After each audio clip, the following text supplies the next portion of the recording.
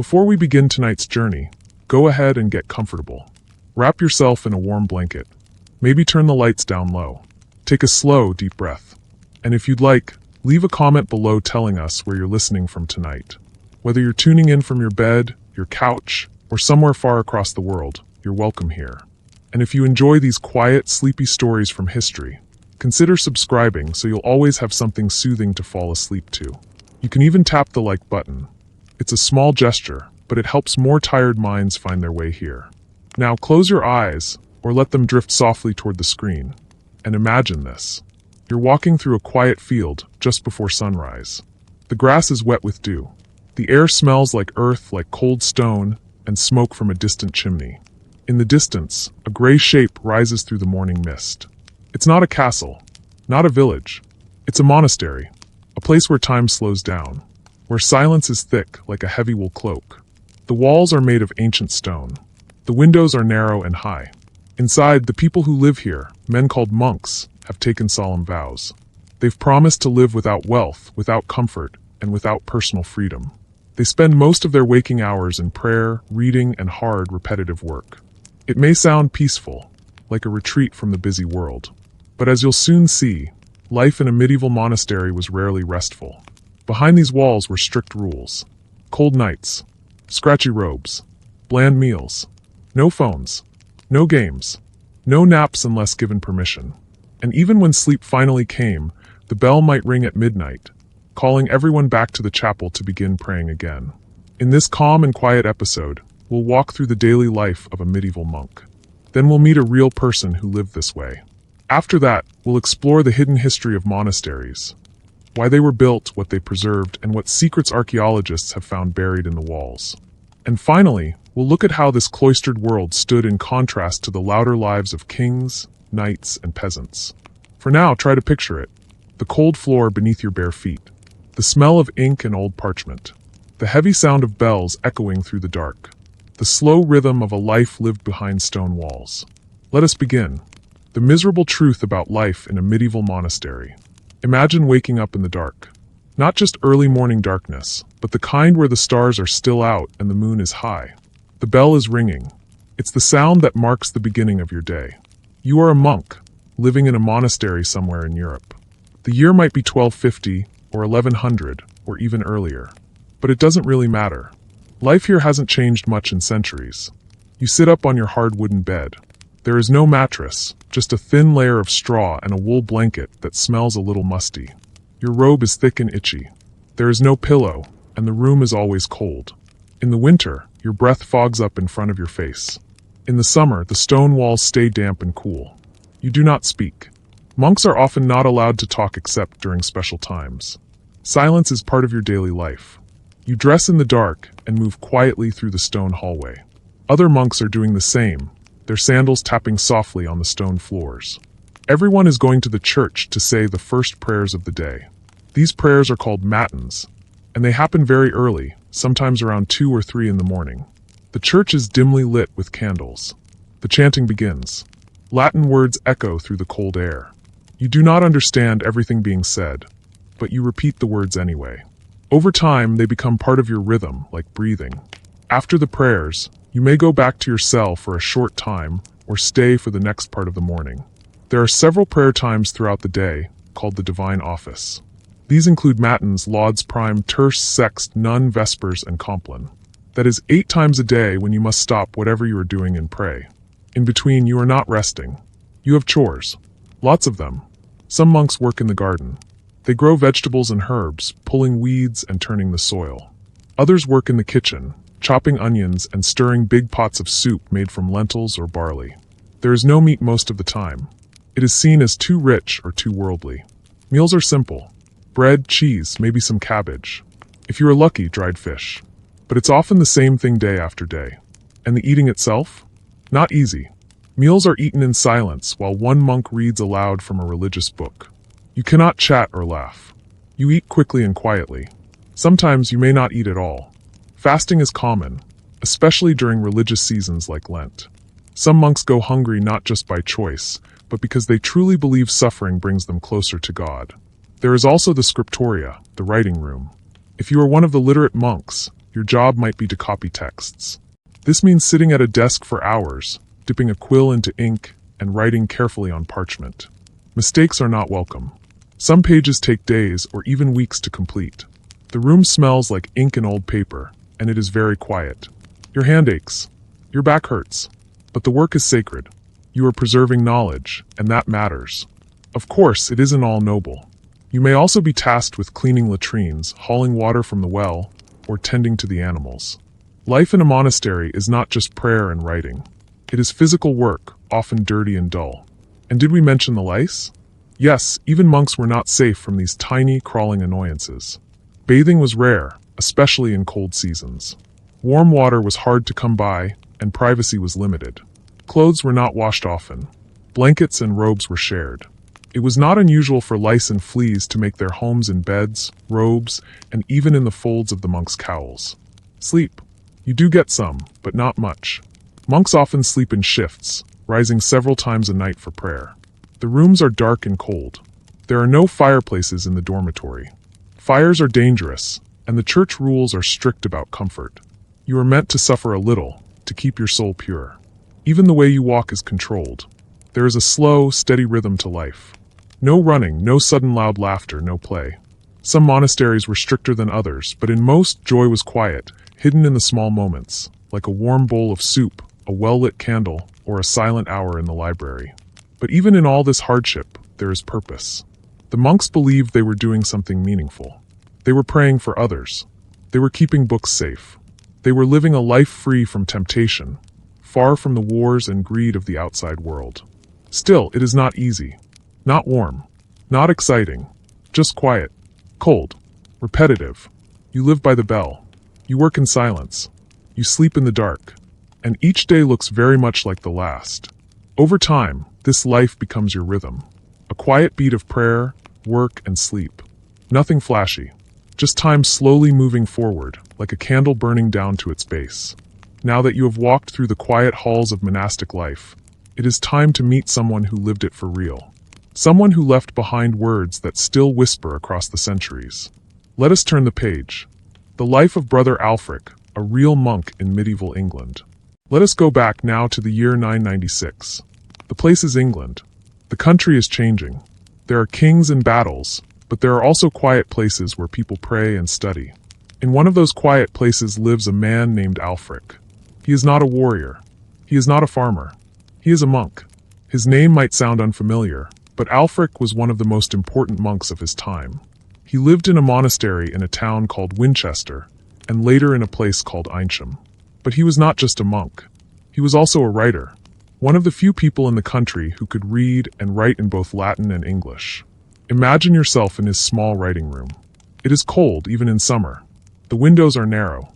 The light is dim. He wears a wool robe and leans over a desk made of rough wood. In his hand is a quill, made from a goose feather. He dips it carefully into black ink and begins to write. The words he writes are not for himself. They are for others. For monks, yes, but also for young men training to become priests. Alfric believed it was important to teach not just rules, but meaning. He wanted people to understand why they were praying, why they were fasting, and why they were reading the Bible. Most church texts at the time were written in Latin, but many people could not read Latin. So Alfric did something unusual. He translated stories from the Bible into English, so ordinary people could understand them. That might seem simple now, but back then it was bold. He wanted religion to be clear, not mysterious. One of his most famous works was a collection called The Lives of the Saints. In it, he told the stories of Christian heroes who had suffered for their faith. But he wrote these stories in a calm, careful way. Not to shock, but to teach. His style was steady, just like his life. Quiet, disciplined, focused. He also wrote letters. In one, he explained that many young monks were confused. They knew the rules, but not the reasons behind them. So Alfric began writing simple explanations about the meaning of the monastic life. He explained how to live, how to think, and how to follow God's path without getting lost in fear or guilt. He believed in balance. Yes, monks should fast, but not so much that they became weak or sick. Yes, monks should be silent, but they also needed to ask questions and learn. He even warned against superstition and harsh punishments. His words were calm but clear. Of course, Even someone like Alfric had to follow the rules of the monastery. He woke early, attended all the prayer times, and lived with very few belongings. He followed the Rule of Saint Benedict, which gave structure to monastic life. That rule included things like listen more than you speak, work is prayer, and be humble in all things. He lived this way for years, praying, writing, teaching. We do not know much about how he died. There were no grand tombs or paintings made of him, but we do know that his words survived. His books were copied again and again for hundreds of years. Even today, some of his writings are still read by scholars who study the early English church. What can we learn from Brother Alfric? We learn that even in the cold silence of a monastery, ideas can grow. That even a quiet life can shape history. He did not fight battles or wear a crown, but he gave others the tools to understand their faith, their language, and their world. And he did it one word at a time. Slowly, carefully, just like you might copy a sentence when learning something new. In fact, the way Alfric taught is not so different from how you might learn something complicated today, like computer coding or writing prompts for artificial intelligence. Take small steps. Use simple language. Ask questions. Repeat until it makes sense. He didn't rush. He didn't make things flashy. He trusted that clarity, calm, and steady focus could change the world. As you sit with his story, notice how your own thoughts may be slowing. Let your mind picture the glow of a candle beside his desk, the way he dipped his quill, the rhythm of prayer and silence that filled his days. Now we'll move deeper, past one monk's life and into the hidden world of monastic culture. What did monks believe? What secrets have archaeologists discovered? What lies beneath the cloisters, stone carvings, and ancient rules? Let's continue, quietly and gently, into the third part of our journey. Strange beliefs, buried secrets, and the culture of medieval monasteries. Now that you have walked through the life of a monk and met Brother Alfric, let us step back and look more closely at the deeper world of medieval monasteries. These places were not just homes for monks. They were entire cultures hidden behind stone walls, shaped by strange beliefs, complex rituals, and centuries of tradition. Start by picturing a cloister. This is the heart of the monastery. A square courtyard, usually open to the sky, surrounded by covered walkways. Grass grows in the center. Birds sometimes land near the fountain. It is a place meant for quiet walking and silent thought. But beneath the surface of this calm space, many mysteries have been buried over time. You see, monasteries were not only places of peace. They were also places of secrets. Archaeologists who dig beneath these old stone buildings often find unexpected things. Bones, tools, broken tiles, half-buried books, even pieces of glass from long-gone windows. Some monasteries were built over older sites. Roman ruins, pagan temples, even earlier churches. Layers upon layers of history. For example, in England, scientists found a monastic grave that had no name. The man buried there had signs of disease, perhaps leprosy. He had been laid carefully in the earth, wrapped in cloth. He was once a monk, maybe even a scribe. But no record of his name remains. Just his bones, lying quietly beneath the cloister path. And then there are the strange beliefs. Monks believed deeply in the power of prayer. Not just for the living, but for the dead. They believed that souls could be helped by prayers said after death. So monks spent hours praying for people they had never met. Strangers, kings, forgotten villagers, hoping that their words might lift a soul from suffering. There were also ideas about demons and spirits. Not in a scary or exciting way, but as part of daily life. If a monk felt angry or tired or tempted, he might believe it was a demon whispering to him. So part of his job was to stay calm, to chant, to pray, and to avoid giving in. Some monks even wrote small charms or prayers to protect themselves. These were not magic spells exactly, but little reminders of faith and focus. You might find this surprising, but even things like sneezing could be seen as spiritual. A loud sneeze during prayer? Maybe it was a sign. Maybe it meant your mind had wandered. Or maybe it just meant the monastery was cold and dusty. Then there was the art. Even though monks lived simply, they made beautiful things. They copied books by hand, decorating them with gold, blue, and red ink. These were called illuminated manuscripts. Some pages had tiny pictures in the margins, animals, vines, people, even little jokes. One monk drew a cat chasing a mouse right in the corner of a Bible page. Another drew a knight fighting a snail. These images seem silly now, but they remind us that monks, even serious ones, still had a sense of humor. Monks also carved strange figures into the stone walls. Gargoyles, twisted faces, animals with human feet. Some of these carvings were meant to protect the building. Others may have been warnings. And some, we just don't understand. They were part of a culture that mixed deep faith with deep mystery. Daily life in the monastery also followed rules that shaped every action. There was a set book called the Rule of Saint Benedict. It told monks how to wake, eat, work, sleep, and pray. It reminded them to avoid pride, to speak only when needed, and to treat each visitor like Christ himself.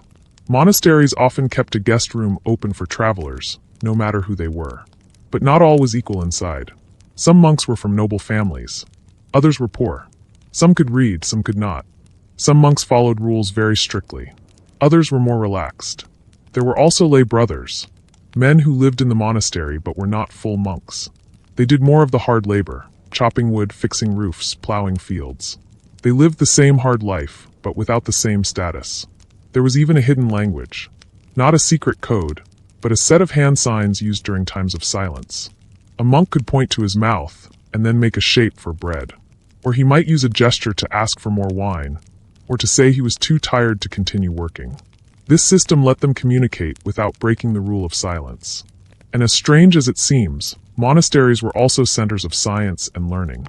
They kept weather records, copied ancient medical books, and even experimented with growing new plants. One monk in the 12th century wrote down a recipe for ink that included wine, soot, and gum. Another described how to make a sundial out of stone and string. Still, this peaceful world was not protected forever. Some monasteries were attacked during wars. Others were closed by kings who wanted their land and treasure. In England, King Henry VIII closed hundreds of monasteries in the 1500s. Monks were sent away. Books were burned. Gold was taken. Some buildings were torn down, others turned into homes or barns. Today, many lie in ruins, covered in ivy, open to the sky. But beneath those stones, the culture of the monastery still lingers. In the way we keep quiet libraries, in the shape of old church gardens, in the careful, quiet work of people who write and teach and preserve ideas. And in many ways, the daily life of a monk, structured, repetitive, calm, is not so different from the way we teach machines to learn. A monk might copy a page by hand, word by word. A prompt engineer might give an AI a set of rules to follow, over and over again. Both require patience. Both require care. Both trust that structure can shape meaning. As we leave behind the cloisters and carvings, let us take a final step outward, beyond the walls, to see how different life was for those who lived outside the monastery, nobles, peasants, and kings. People whose lives were not quiet, but loud and full of danger, mess, and noise. Let's gently open that next door. Monks versus the world. How monastic life compared to the outside world. You've spent time inside the quiet stone walls of a monastery. You followed the steady rhythm of prayer, silence, cold floors, and careful writing. Now step outside those walls. The moment you do, everything changes. The world beyond is noisy, messy, crowded. It smells like smoke, animals, and sweat. In the towns and villages, people shout and trade, babies cry, and carts rattle over rough roads. Unlike the ordered life of a monk, most people live with constant unpredictability. Let's begin with the peasants. Most people in medieval Europe were poor farmers. Their homes were small and made of wood, mud, and straw. Inside, the floors were packed dirt. There was one fire in the center of the room for cooking and warmth. But no chimney, just a hole in the roof for the smoke to escape. A peasant's day started at sunrise. They worked long hours in the fields, growing barley, rye, and vegetables. They also raised chickens, sheep, and pigs. Food was often plain: porridge, bread, onions, and whatever could be gathered or grown. Meat was rare. Clean water was hard to find. Disease spread quickly, and most people didn't live very long. Children had to help early. By age 7 or 8, you were already working. No school. No rest. Just survival. Life was loud and rough. And while monks prayed in silence, peasants shouted to each other, joked, argued, and sang songs in the evening to relax. Then there were the nobles, the lords and ladies who owned land. Their lives were very different from the monks too, but not always easier.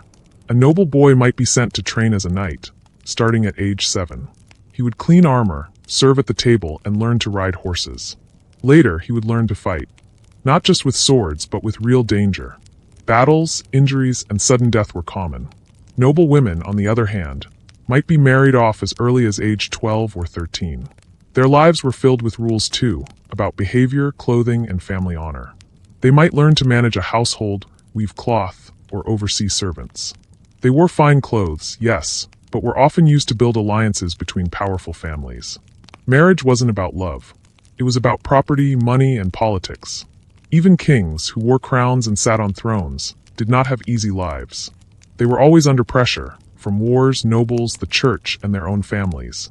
Some kings were crowned as children. Some were killed by rivals. Some were locked in towers or poisoned during banquets. A king had gold and power, but also fear. So compared to that world, the monastery might seem quiet and safe. No wars, no marriages, no sudden changes. But the quiet came at a cost. While people outside danced at weddings or laughed at feasts, monks sat in cold silence. While peasants told stories around a fire, monks read from dusty Latin texts. While nobles hunted deer in the forest, monks pulled weeds from a cabbage patch. There was no feasting, no flirting, no freedom to choose your path once you had taken your vows. You could not leave unless given permission. You could not decide when to sleep, when to eat, or even when to speak. The world outside may have been chaotic, but it was full of color and noise. The world inside was calm, but gray and still. And yet, both worlds needed each other. Monasteries offered safety during dangerous times. If war came, peasants might run to a nearby monastery for shelter. If there was a drought, monks sometimes shared food. If someone died, monks prayed for their soul. They kept records, wrote down history, copied legal documents, and preserved the knowledge that might have been lost. In return, nobles gave land to the monasteries. Peasants worked on monastery farms. Even kings asked monks for advice or blessings before battles. The quiet world behind the walls was connected to everything outside, like the eye of a storm touching the wind around it. Still, not everyone admired the monks. Some peasants thought they were lazy. Why don't they work like us? They'd say. Some nobles thought they were too powerful. Why do they own so much land? They'd ask. And some monks even began to ask questions too. By the later Middle Ages, a few monks wrote down their doubts. Was the silence really helping? Were the rules too strict? Were they doing enough to help the poor? Slowly, in some places, changes came. New monastic groups formed with different ideas. Some went out into the world to preach. Others focused more on helping the sick. And just like that, the quiet walls began to shift. But even with all these differences between monks, peasants, nobles, and kings, there was one thing they shared: a deep desire to find meaning. Whether through prayer, work, family, or courage, everyone in the medieval world was searching for a way to make sense of their life. Monks chose silence. Others chose speech. Some chose battle. Others chose service. Each path had its pain. Each path had its rhythm. And now, as we return to the calm of the monastery for one last time, let us remember how strange, cold, hard, and deeply thoughtful that world really was. Not peaceful like a dream, but peaceful like a stone. Heavy still and waiting. Imagine a door. Heavy, wooden, iron hinges. It creaks softly as it opens. Beyond it is a small room. Or perhaps a narrow hall. It depends on the monastery. Either way, the light is dim, coming through narrow windows set high into thick stone walls. The air smells like old parchment, candle wax, and a little bit of dust. This is the library. Or rather, what passed for a library in the Middle Ages. There are no endless shelves. No neat rows of printed books. Instead, wooden chests, slanted desks, and a few locked cupboards. The books here are precious. Rare. Every one of them was made by hand. Some took years to finish. And most monks will never read more than a handful in their lifetime. These books are not just about religion. Some contain prayers, yes. Psalms. Gospels. Lives of saints. But others are filled with older knowledge. Medicine from Roman doctors. Astronomy from ancient Greece. Even works of logic and grammar that once filled classrooms before the fall of Rome. Most people in the medieval world cannot read at all. Not nobles. Not peasants. Not even some priests. But in this room, literacy is everything. To hold a book here is to hold power. The power to preserve, to teach, and to remember. But it's not easy. To make a book, a monk must first prepare the parchment. That means taking animal skin, often calf, sheep, or goat, and carefully stretching, scraping, and drying it. This process smells earthy, strong. Then the skin is cut into pages. Each page must be smooth and flat. Mistakes mean wasted material. Then comes the ink. Black ink is made from oak galls, tiny plant lumps formed when insects lay their eggs in oak trees, mixed with iron salts and a little wine. The ink is dark, permanent, and surprisingly stable. Red ink might be made from lead or certain roots. Blue from lapis lazuli, a gemstone from distant lands. Writing is done slowly, using a quill pen, usually from a goose or swan. The tip is cut just right, then dipped in ink, line by line. If a drop smears the page, you must scrape it off with a knife and try again. Imagine spending 3 hours on a single paragraph. Then imagine doing that all week. All year. Some monks decorate the pages. Not all. Only those trained as illuminators. They add gold leaf, paint, and delicate borders. These decorated books are more than just texts. They are considered offerings. A kind of art made for God. Still, most books are not beautiful. Most are plain. Letters carefully formed in black ink. Margins marked with thin red lines. No page numbers. No table of contents. Just pure content, copied faithfully from one book to the next. And sometimes monks make mistakes. In one old manuscript, a monk wrote a long line of Latin text, and then at the bottom of the page added in tiny letters, "I am so tired I don't even know what I've written." In another, a monk simply wrote, "This writing is bad." The parchment is hairy. The pen is dull. Even monks had bad days. But in a strange way, those tired scribbles help us feel closer to them. We see their effort, their boredom, their careful discipline. Each book is a reminder that knowledge is fragile, that it takes work to keep ideas alive. Now imagine you're in the scriptorium, the monastery's writing room. There may be 4 or 5 desks. Quiet scratching fills the air. No one speaks. A candle flickers. One monk coughs softly, then returns to his page. In front of you is a book written by someone who lived hundreds of years before. And with each careful stroke of your pen, you bring it forward into your own time. You are part of a long, quiet chain of memory. There is something peaceful about it. Something soothing. No distractions. No arguments. Just the slow act of writing, preserving, and learning. It's not so different from writing a computer prompt today. You choose your words. You test your structure. You think carefully about what the system needs to understand. You guide the result, not with noise, but with precision. And you hope, as the monks did, that your work will help someone someday understand something more clearly. Let your mind picture those pages again. The slow looping letters. The ink-stained fingers. The quiet that fills the room like a soft blanket. This was learning in the Middle Ages. This was the monastery's beating heart. And even though most of those books are long gone, the silence remains. In the stones. In the shadows. In the stillness of forgotten libraries. Now, we'll leave this hushed world behind and look instead at a part of monastic life that was not peaceful at all. Let's step outside again into the fields. Because next, we'll explore the long, muddy, and painful work of monastic farming. The silence of the library fades behind you. Now, step outside. The air is colder. Fresher. It carries the scent of damp earth with smoke and just barely manure. This is not a place for books. This is the monastery's land. Fields, gardens, orchards, and pastures. You may not think of monks as farmers, but they were. Most monasteries depended on their own labor to survive. Prayer was important, yes, but so was plowing. Imagine yourself now in a heavy wool robe, bent over rows of rough soil. It is early morning. Your hands are already dirty.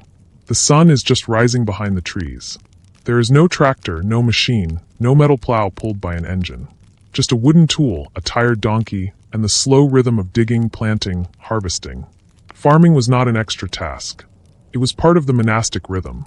According to the Rule of Saint Benedict, monks were expected to live by the work of their hands. And so they did. They grew wheat, barley, beans, and peas.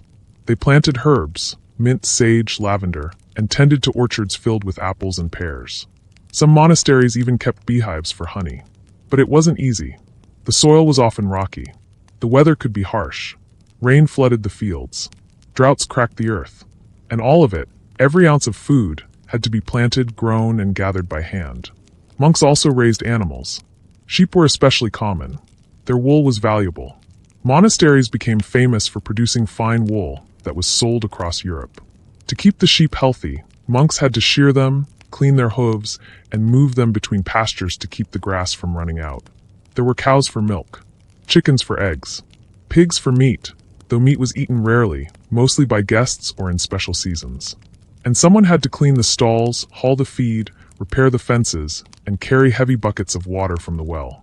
This work was often done by lay brothers. These were men who lived in the monastery, but weren't fully trained or ordained. They still followed the rules, silence, prayer, obedience, but their main job was labor. Long, backbreaking labor. Some monks worked in the vineyard, crushing grapes for wine. Others worked in the brewery, boiling grains to make ale. Every task had its place in the monastery's carefully planned system. Nothing was wasted. Nothing was rushed. But make no mistake, this was not peaceful work. It was hard, cold, wet. In winter, your feet might be numb before breakfast. In summer, your skin burned under the sun. Your hands blistered. Your back ached. And still you worked. Because work was seen as prayer. It was a form of devotion. A test of patience, humility, and endurance. There were no weekends. No holidays, except the feast days of saints. Even then, there was usually extra church time, not free time. And when sickness or injury came, you rested only if the abbot allowed it. Pain was seen as part of life, not something to be avoided. The gardens were also sacred. Many monasteries had a special herb garden. Some plants were for cooking, like garlic and onions. Others were for healing, like sage for sore throats, or yarrow for cuts. Monks studied the plants carefully. They kept little notebooks about what worked and what didn't. In a world without modern medicine, even a handful of mint leaves could bring relief. And yet, as harsh as it sounds, this life brought a kind of peace. Not the peace of comfort, but the peace of repetition. You did the same work each day. You rose with the sun. You dug, planted, harvested, rested, and prayed. Over time, your body adjusted. You moved slowly, steadily, with the rhythm of the seasons. The monastery bell still rang, calling you in from the fields to pray, then back again to finish your work. In this way, farming was not separate from worship. It was part of it. And just like prompt engineering today, there was no shortcut. You had to observe, adjust, learn from failure, try again. Each field was different. Each seed grew at its own pace. The system only worked if you paid close attention, stayed patient, and followed the process. That's how the monks survived. Not through comfort or cleverness, but through careful work. Day after day. So next time you see a smooth loaf of bread or a fine wool cloak in a museum case labeled medieval monastery, think of the hands that made it. Think of the mud, the blisters, the quiet, constant labor. From that soil grew not just crops, but something larger, an entire way of life. Let's now step into a different kind of monastery space. Not fields or libraries, but the place where monks gathered for meals, under strict rules, low voices, and often empty stomachs. Silent meals, cold bread, and the rules of monastic eating. Let us now step into the refectory, the monastery's dining hall. The name comes from the Latin word reficere, meaning to restore. This was the place where the body was restored, if only briefly, with simple food. But meals here were not about pleasure. They were another kind of prayer. The room is long, stone, and echoing. A line of plain wooden tables runs along the walls, not in the center. Monks sit facing the wall, not each other. No one speaks. That is perhaps the first thing you notice. Silence. You hear the quiet clink of a wooden spoon, the scrape of a bench, the faint sound of someone chewing slowly. But no laughter, no chatter, no sound of cups being raised in a toast. One monk, standing in the corner, reads aloud from a book as the others eat. It might be a passage from scripture. It might be the life of a saint. It might even be a reminder of the Rule of Saint Benedict. How to behave, how to think, how to stay humble. The meals are simple, often the same day after day. Bread, perhaps rough and dry. Cheese, if it's available. Lentils or peas. Maybe a thin soup. On some days, fish. On most days, no meat at all. Meat was generally forbidden, except for the sick. Wine might be served, but not too much. Just enough to warm the belly. Water was the usual drink, sometimes flavored with herbs or vinegar. Nothing was sweet. Nothing was spicy. And always you ate in silence. Each monk had a small knife, a wooden bowl, and a spoon. That was all. No extra forks, no trays, no plates for decoration. And you did not get to choose your portion. The cellarer, the monk in charge of food, decided how much each brother received. Everyone ate the same, regardless of age or rank. Meals followed the seasons. In summer, 2 meals a day. One around midday, one in the evening. In winter, only one meal, usually just after noon. Fasting was common. Some days you ate only once. On Fridays, you ate very little, to remember Christ's suffering. During Lent, you might eat no animal products at all. Just grains, vegetables, and water. The monks accepted hunger as part of their devotion. It was not seen as a problem, but a way to teach the body to obey the spirit. To eat too much or to enjoy food too deeply was considered a weakness. Gluttony was one of the 7 deadly sins. Even if the food was bland, eating it too eagerly could lead to shame. But not all monks followed this perfectly. In some monasteries, records mention monks sneaking food after dark, or storing bits of bread under their robes. One famous monk, writing in the 12th century, gently scolded his brothers for getting too excited about cheese. "You would think it was gold," he wrote. The Rule of Saint Benedict tried to keep things balanced. It said that monks should eat enough to stay healthy, but not so much that they became sleepy or slow. It recommended 1 pound of bread a day and 2 cooked dishes. Enough to keep going, but never enough to feel full. Even the act of serving the food followed ritual. The servers washed their hands and wore clean robes. The tables were wiped with damp cloths. Bowls were passed carefully, one by one.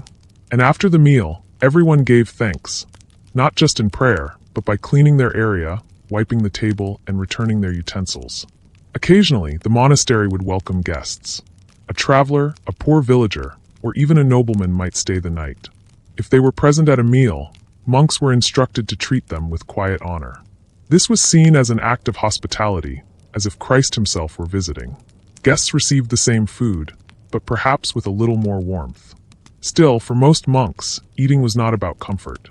It was part of the monastic rhythm, like prayer, like farming, like silence. It trained the mind to stay focused and humble.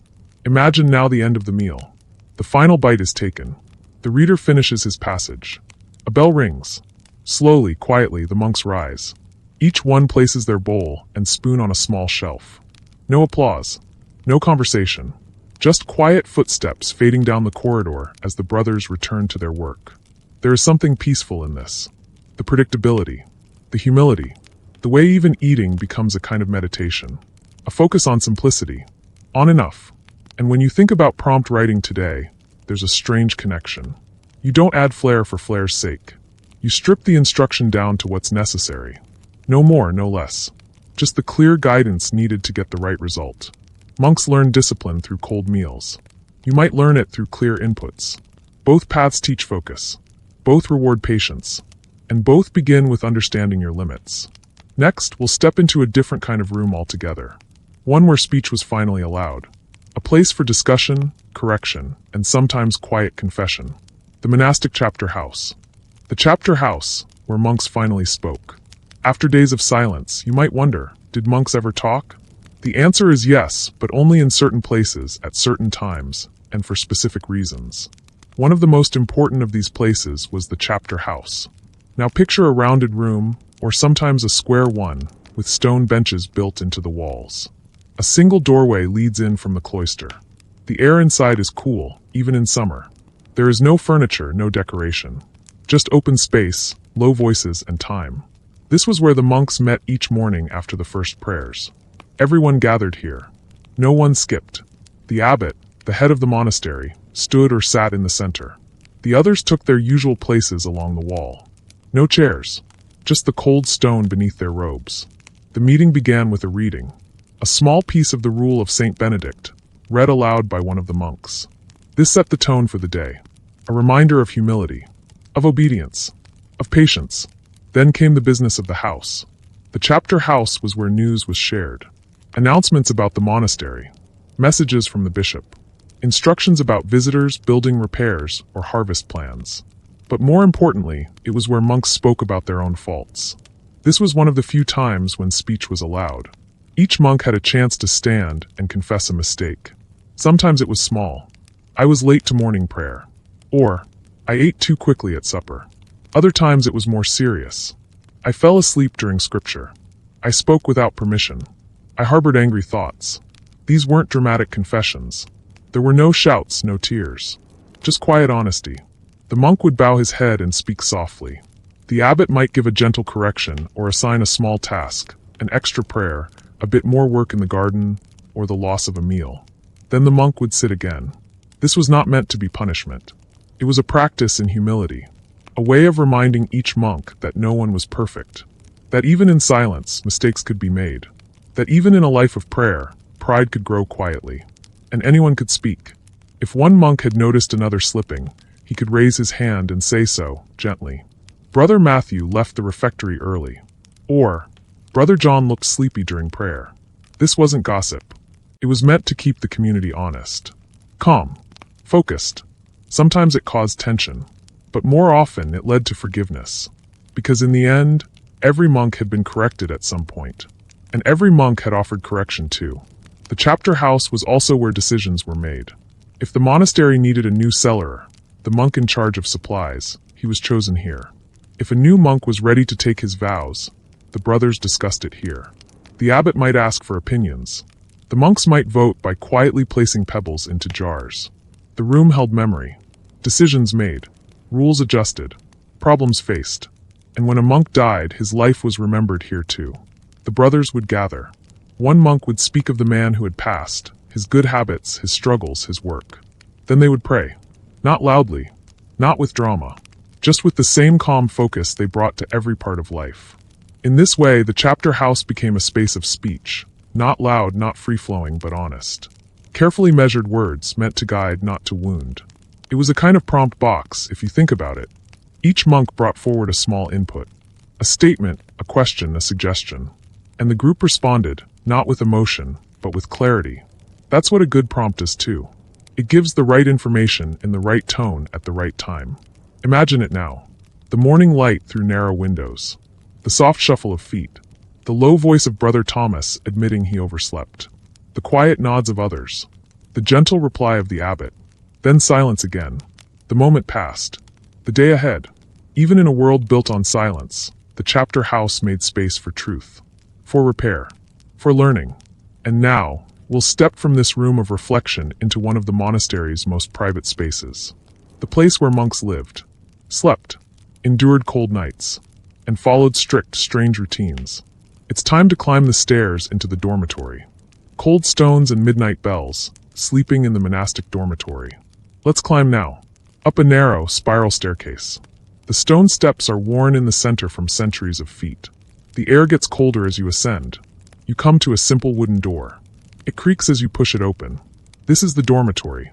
A long, narrow hall beneath the sloping roof of the monastery. There are no beds. No blankets embroidered with names. No pillows. Just rows of hard, narrow cots. Each one with a thin mattress, if you were lucky, made from straw. The floor beneath is stone. Cold even in summer. In winter, it becomes a kind of silent ice field. Monks would sleep fully clothed, wool robes still on, hoods pulled over their heads, feet wrapped in rough socks. Some even kept their shoes on. There were no fireplaces. No warm blankets from home. Just shared body heat and prayer. Silence ruled even here. No talking. No humming. Not even the gentle whisper of good night. If a monk had a cough, he tried to suppress it. If one snored, the others simply endured. Lights were forbidden. No candles were allowed in the dormitory, not only for discipline, but to avoid the danger of fire. So once the sun set, the room fell into darkness. But you didn't sleep all night. At some point, usually around midnight or slightly before, a bell would ring. A soft but steady clang from the church tower below. That was the signal. Time for vigils, the first of the 8 daily prayers. Imagine it now. You're half asleep. Your back aches. Your fingers are stiff. But you rise. No one speaks. The monks move like shadows, dressing quickly, quietly in the cold dark. Then, in a quiet procession, they descend to the church, their footsteps echoing through the stone. The service itself might last an hour. Chant, prayer, silence, then back to sleep, if you could sleep at all. Some monasteries allowed a short nap after vigils. Others went straight into work, especially in summer. If there was labor to be done or extra prayer during Lent, the monks might never return to their beds until the next night. The monks slept not to rest, but to recharge just enough for the next round of worship and work. Sleep was not seen as a pleasure, but a necessity to be kept under control. Oversleeping was frowned upon. Dreaming was not discussed. The Rule of Saint Benedict even gave instructions on how to sleep. Monks were to sleep with their belts on, so they could rise quickly when the bell rang. They were not to sleep alone, but side by side, under the watch of the elder monks. The goal was not comfort, but discipline. Even dreams, in theory, should not be given too much space. But of course monks were human. Some crept out at night for secret prayer. Others perhaps whispered to one another beneath their covers. One old monk wrote of being haunted by hunger in the middle of the night and sneaking into the kitchen to chew a piece of cold turnip. Another admitted in his journal to falling asleep during vigils, more than once. Over time, some monasteries softened these rules. Later medieval dormitories added curtains for privacy. A few even had fireplaces by the 15th century. But in the early days, and in the stricter houses, the nights remained cold and silent. Still, there was peace in the rhythm. You always knew what came next. Wake, pray, sleep, work, eat, sleep again. The body grew used to the pattern, and eventually so did the mind. You moved through your days like the hands of a clock. Quiet, predictable, repetitive. There is something very close to prompt writing in this sleep schedule. Just as a prompt sets a system into motion, clear input, clear output, the monastic schedule shaped a monk's life into predictable patterns. The fewer surprises, the less room for distraction or error. In both cases, the routine is not a burden. It's the structure that allows the deeper work to happen. So now, imagine lying down on your straw mattress. The stone beneath you cold. Your robe pulled tight. Outside the dormitory window, wind brushes against the wall. Inside, the air is still. A few soft breaths. A shifting robe. And then silence. Until the bell rings again. But before we hear it, let's explore another space. Not for sleeping or speaking, but for healing, however limited that might have been. Next, we'll step into the monastery's infirmary, where monks went when their bodies gave out. A candle, a herb, a prayer, getting sick in the monastery infirmary. Now the body has grown weak. It begins with a cough, a fever, a strange ache in your legs after morning prayers. Maybe your hands shake as you carry your tools to the garden. You don't speak of it at first. Monks were trained to endure. But eventually someone notices. You are sent to the infirmary. It is not a large space. A side wing of the monastery, tucked behind the cloister garden or beside the dormitory.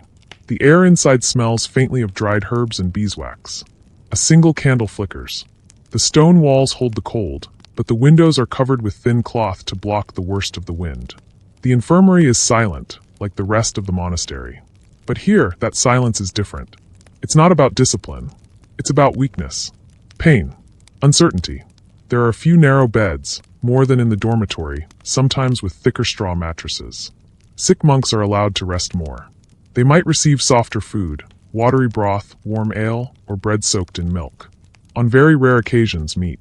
A monk called the infirmarian is in charge. He is not a doctor, not in the modern sense, but he has learned from experience. He knows which herbs to boil for fever, which prayers to whisper, which wounds might heal and which will not. The medicine is simple.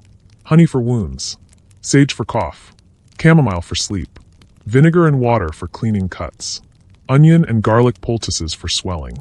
All drawn from the monastery's own garden, dried carefully and stored in earthen jars. Sometimes a book of old remedies is brought out, a copy of a Roman medical text, passed down through scribes. It lists dozens of cures, some useful, some strange. Powdered frog for skin spots, boiled turnips for chest pain, crushed beetles for inflammation. The treatments were gentle, if not always effective. There were no antibiotics, no surgery. If your illness was serious, recovery depended on your body, your rest, and the prayers of your brothers. And there were many prayers. Sick monks were considered close to God. Their suffering was thought to purify the soul. The monastery prayed for them daily. The infirmarian might sit beside the bed and read the psalms in a calm, steady voice. Sometimes a brother would take your hand, not tightly, just resting there. Silent support. There were rules here too. Monks could not stay in the infirmary longer than necessary. They had to show signs of real illness. And when they began to recover, they slowly rejoined the routine, first by listening to prayers, then by eating with the others, and finally returning to work. But not all returned. When a monk was dying, the community gathered. No loud grief, no sobbing, just calm voices. A candle placed near the bed. The last rites spoken in Latin. Psalms chanted with slow, measured rhythm. Then silence again. After death, the body was washed by the infirmarian and a few trusted brothers. Wrapped in simple cloth. Buried with no coffin, only a shallow grave behind the chapel. No gravestone, just a wooden cross, sometimes only for a season. The memory of the monk was carried in prayer, not in marble. It's important to remember, monastic life wasn't safe from disease. Plagues came. Fever spread. In some years, half the monks in a monastery might die. Yet still, the silence remained. The prayers continued. The infirmary was cleaned. The herbs dried again. There's something quiet and steady in this response to illness. Not panic. Not denial. Just acceptance. You get sick. You rest. You heal or you don't. But life in the monastery goes on. The bells keep ringing. The rule keeps guiding. The prayers keep flowing like water over stone. It's a way of thinking that has something in common with writing clear prompts. You don't always control the result. You offer the best input you can: structure, patience, purpose, and trust the system to respond. Sometimes it works. Sometimes it doesn't. You learn. You adjust. You keep going. The infirmary teaches that even in weakness, there is structure. Even in pain, there is process. And now we'll leave this gentle, flickering space and step into a more distant room. One you might not expect in a place like this. A space filled not with prayers, but with numbers, scrolls, and quiet profit. It's time to visit the monastery's scriptorium accountant, where the business of faith was quietly counted in coin. Imagine now a different kind of silence. This is not the silence of prayer or sleep or sickness. This is the silence of counting, of measuring, of recording, and behind it all, the silence of power. You are standing in a small, quiet room near the edge of the monastery complex. It may look plain: a wooden desk, a few chests, a shelf lined with scrolls and folded parchments. But this space is different. This is the accountant's chamber, sometimes called the scriptorium accountant or monastic treasury. Here, the monastery tracks what it owns and what it earns. Monks were not allowed to own anything as individuals. But as a community, monasteries could become incredibly wealthy. Over time, they collected farmland, livestock, fishing rights, vineyards, even entire villages. People donated land and money in exchange for prayers, protection, or simply hope for their souls. And all of that needed to be recorded. Imagine the monk who works here, not with a shovel or a quill for copying scripture, but with ink, parchment, and numbers. His robe is no finer than the others. He lives under the same rules. But his work is different. He tracks bushels of wheat, wool shipments, rent from tenant farmers, donations from nobles. He writes not in poetry or prayer, but in ledgers, lists of goods, prices, weights, and values. Coins are rare, but they do pass through his hands. Silver pennies from England. Small copper tokens. Foreign coins brought by pilgrims or traders. The monk weighs each one on a small scale. Tests it with his fingernail. Notes it in the margin. He might also keep contracts, agreements written out between the monastery and local families. One might say, the family of William gives 2 cows each year in exchange for burial in the monastic cemetery. Another might promise 1 sack of grain each month in return for weekly prayers for the soul of Lady Agnes. It is calm, methodical work. Not exciting, but deeply important, because the monastery cannot survive on prayer alone. The fields must be planted. The livestock must be fed. Candles must be bought. Roofs repaired. Visitors housed. And for all that, the monastery depends on a steady flow of resources. This quiet system created a surprising result. Many monasteries, especially by the 12th and 13th centuries, became some of the wealthiest institutions in Europe. They lent money. They rented land. They stored grain for bad years and sold it in good ones. And in times of war or famine, local lords came to them for help. This gave monasteries influence. Quiet influence. A monk might not speak loudly in the market, but his hand held the contract. His ink fixed the terms. His ledger proved the balance. And yet, most monks were not rich in their daily lives. They still ate simple meals, slept on hard beds, wore the same robes. Wealth belonged to the institution, not the individual. But it shaped everything around them. New buildings, new books, new gardens, all funded by this careful management. This system was not without problems. Sometimes the wealth led to pride, or corruption. Some abbots became more like lords than spiritual guides. Some monasteries grew so rich they forgot their original purpose. These were warned against, even in monastic writings. A fat cloister breeds a thin soul, one monk wrote. Still, for centuries, this quiet economy sustained the rhythm of monastic life. And in some ways, it mirrors the logic of prompt design. Just as a prompt must balance inputs, text, tone, clarity, the monastery balanced its needs. Prayer and food, silence and trade, simplicity and survival. Every detail recorded, every line considered. Not exciting, but dependable.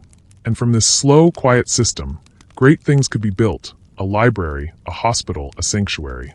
All made possible by ink, numbers, and quiet planning. Now step back from the desk.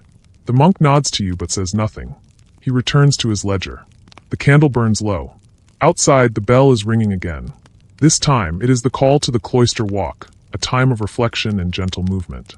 A space between work and prayer. Let us walk it next. Now step outside again, though not far.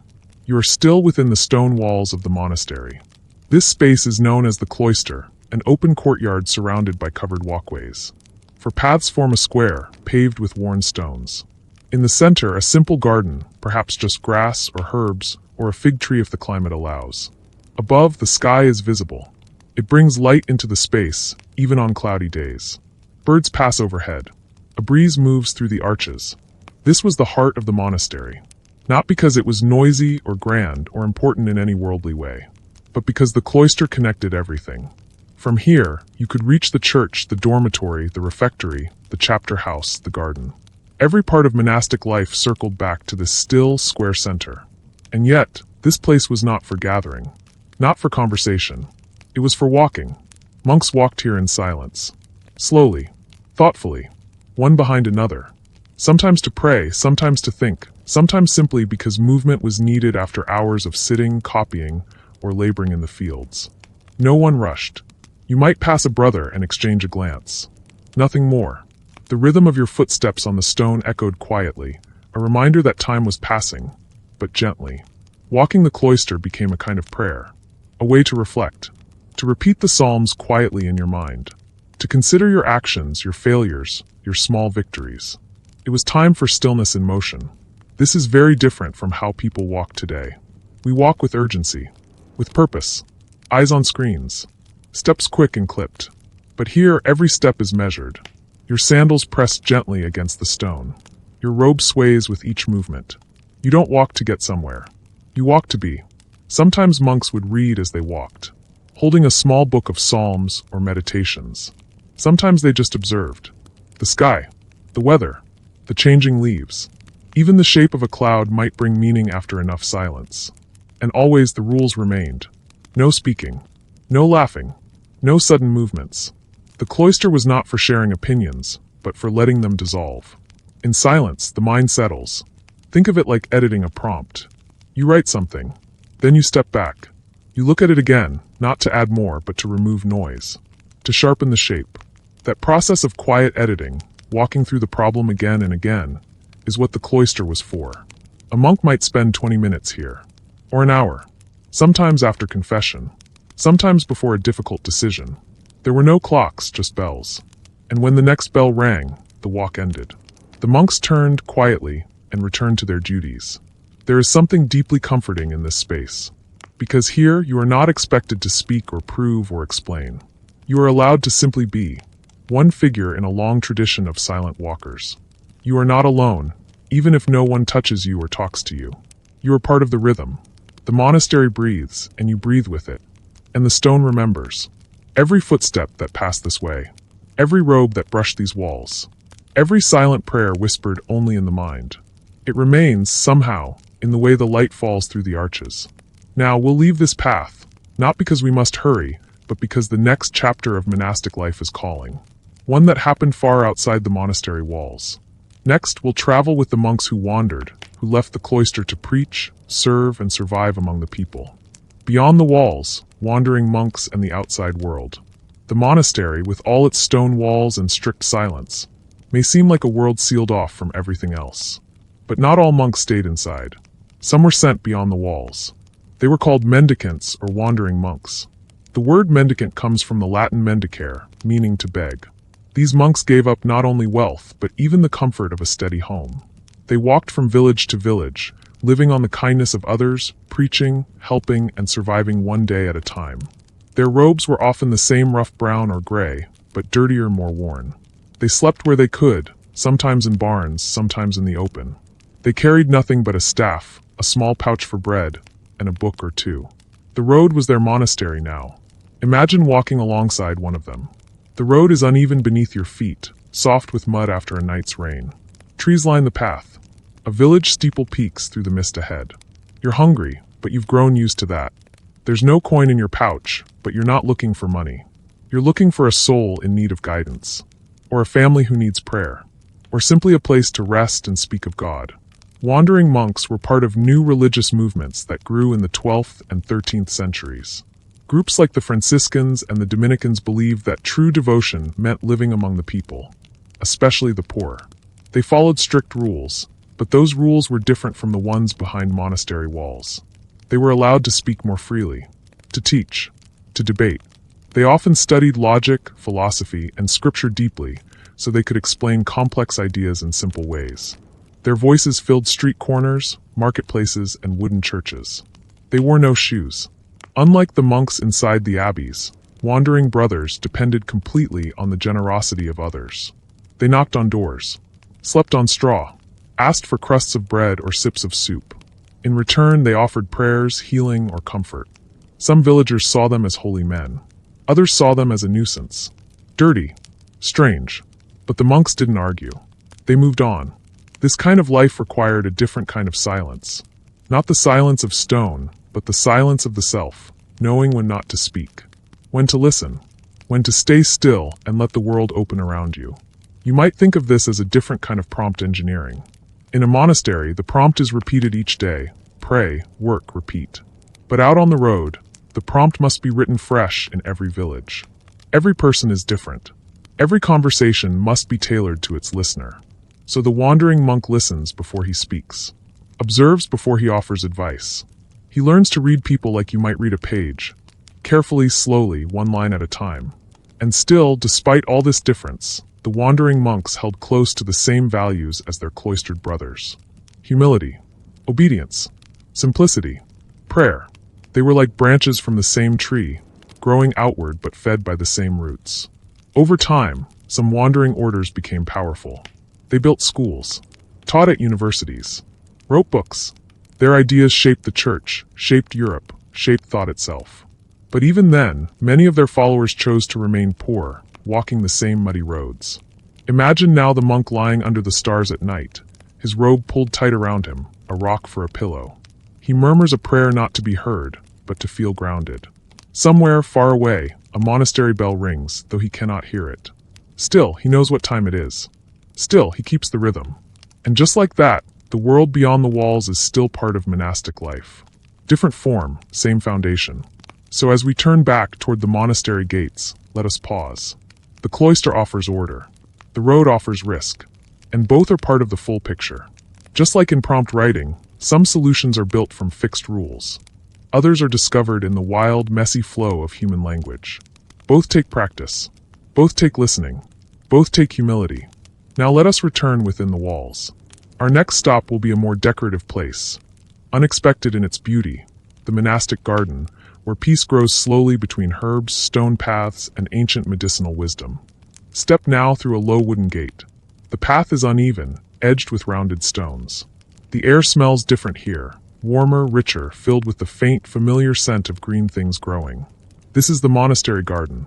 It is not large, but it is full. Full of texture, full of life, full of quiet purpose. No flowers planted for beauty. No sculpted hedges or fountains. Everything here has a reason. This garden feeds the monks, heals the sick, and reminds them, gently, of the natural world beyond their stone walls. There is order here, but not harsh control. Rows of onions, leeks, and cabbage in the kitchen plots.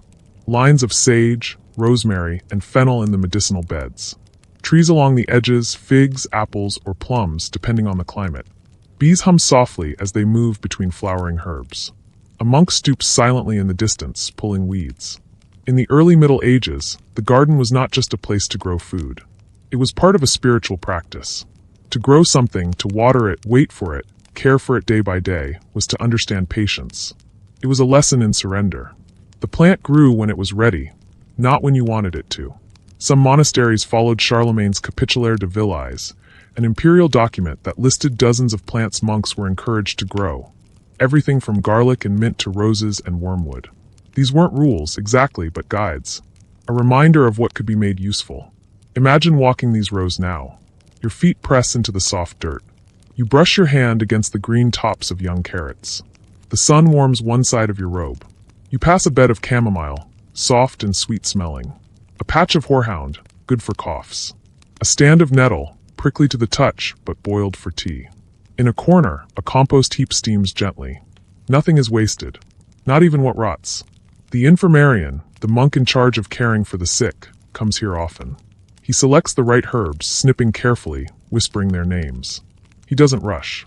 He has no microscope, no thermometer, no modern knowledge. Just memory, routine, and trust in what time is taught.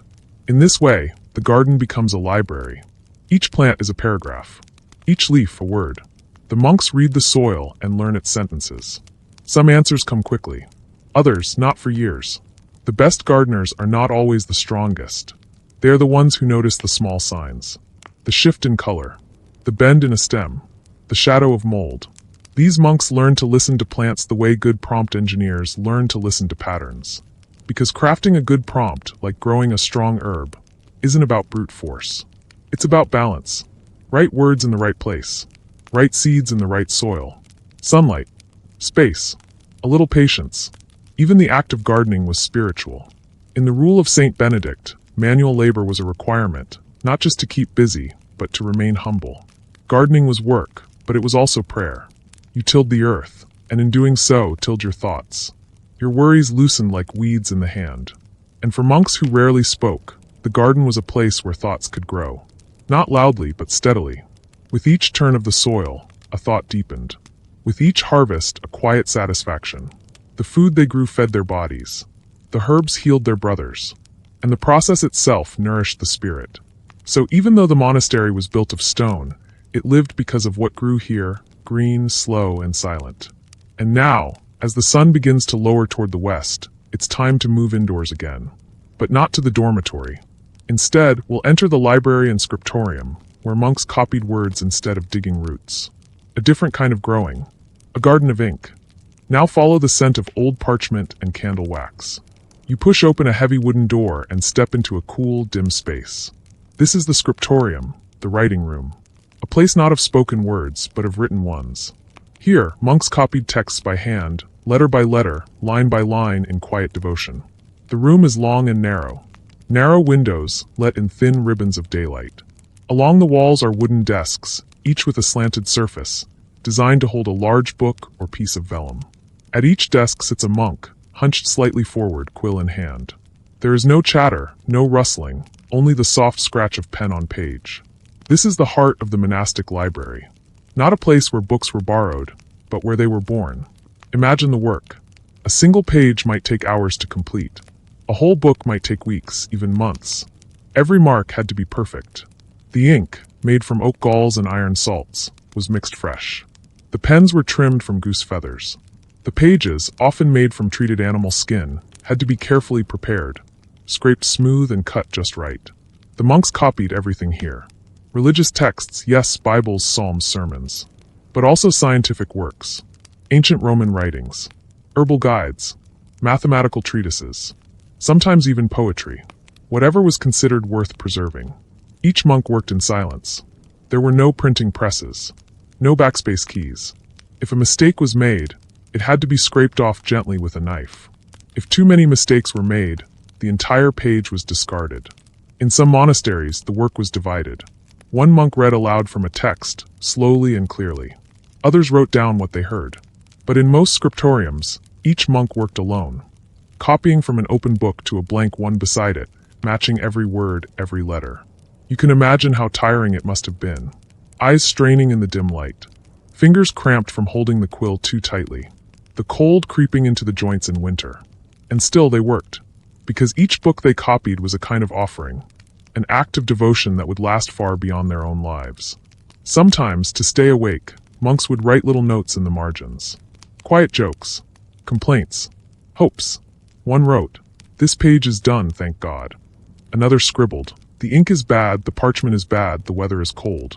One monk simply drew a tiny hand pointing to a mistake with the words, "Oops." These weren't acts of rebellion. Just moments of human honesty in a sea of silence. And then, once a book was finished, it was placed in the library, a locked room with shelves lined with chained volumes. The chains were not to punish readers, but to protect the books. Each one was precious. A single volume might take 6 months to create. Losing one was like losing a year of life. The library was not a place of crowds or study tables. It was a sanctuary for the written word. Monks might come here to read, but only under supervision. Candles were used sparingly to avoid fire. And every visitor was watched, not out of suspicion but out of care. Because these books were more than objects. They were echoes of voices long gone, carried forward through the careful work of quiet hands. The scriptorium, in many ways, was a medieval version of a prompt lab. Each monk took a source, a prompt, and translated it carefully into something usable, readable, shareable. Their job was not to invent, but to preserve. Not to dazzle, but to clarify. And just like prompt engineers today, they knew that precision mattered. That the wrong mark, the wrong word, the wrong letter could change everything. So they worked slowly, thoughtfully, patiently, not just copying, but crafting. And now, as the candles burn low and the cold stone walls begin to darken, we'll leave the ink behind and walk toward the warm scent of bread and stew. It is time for the monastic refectory, where food was served in silence and meals became acts of prayer. Now the bell rings once again. Its tone is low and even, a familiar call. The monks know what it means. They rise from their tasks, some from the fields, some from the scriptorium, others from quiet prayer. And in single file, they walk silently toward a wide, plain doorway. This is the refectory, the monastery's dining hall. It is not a grand hall. The room is long and high-ceilinged, with whitewashed walls and wooden beams above. A few small windows let in evening light. Wooden tables run the length of the space, with benches on either side. There are no decorations, no tapestries, no flowers. Just simple order. Each monk knows his place. The older monks sit closest to the front. The younger ones take their seats at the end. No one chooses freely. Everything is arranged. And when they sit, they say nothing. This is a meal without speaking. A practice of quiet discipline. The monks eat not to enjoy food, but to sustain the body. The silence is not awkward. It is expected. It allows the mind to stay focused, even in a moment of rest. Still, something is heard. From a small stone pulpit in the corner, one monk reads aloud.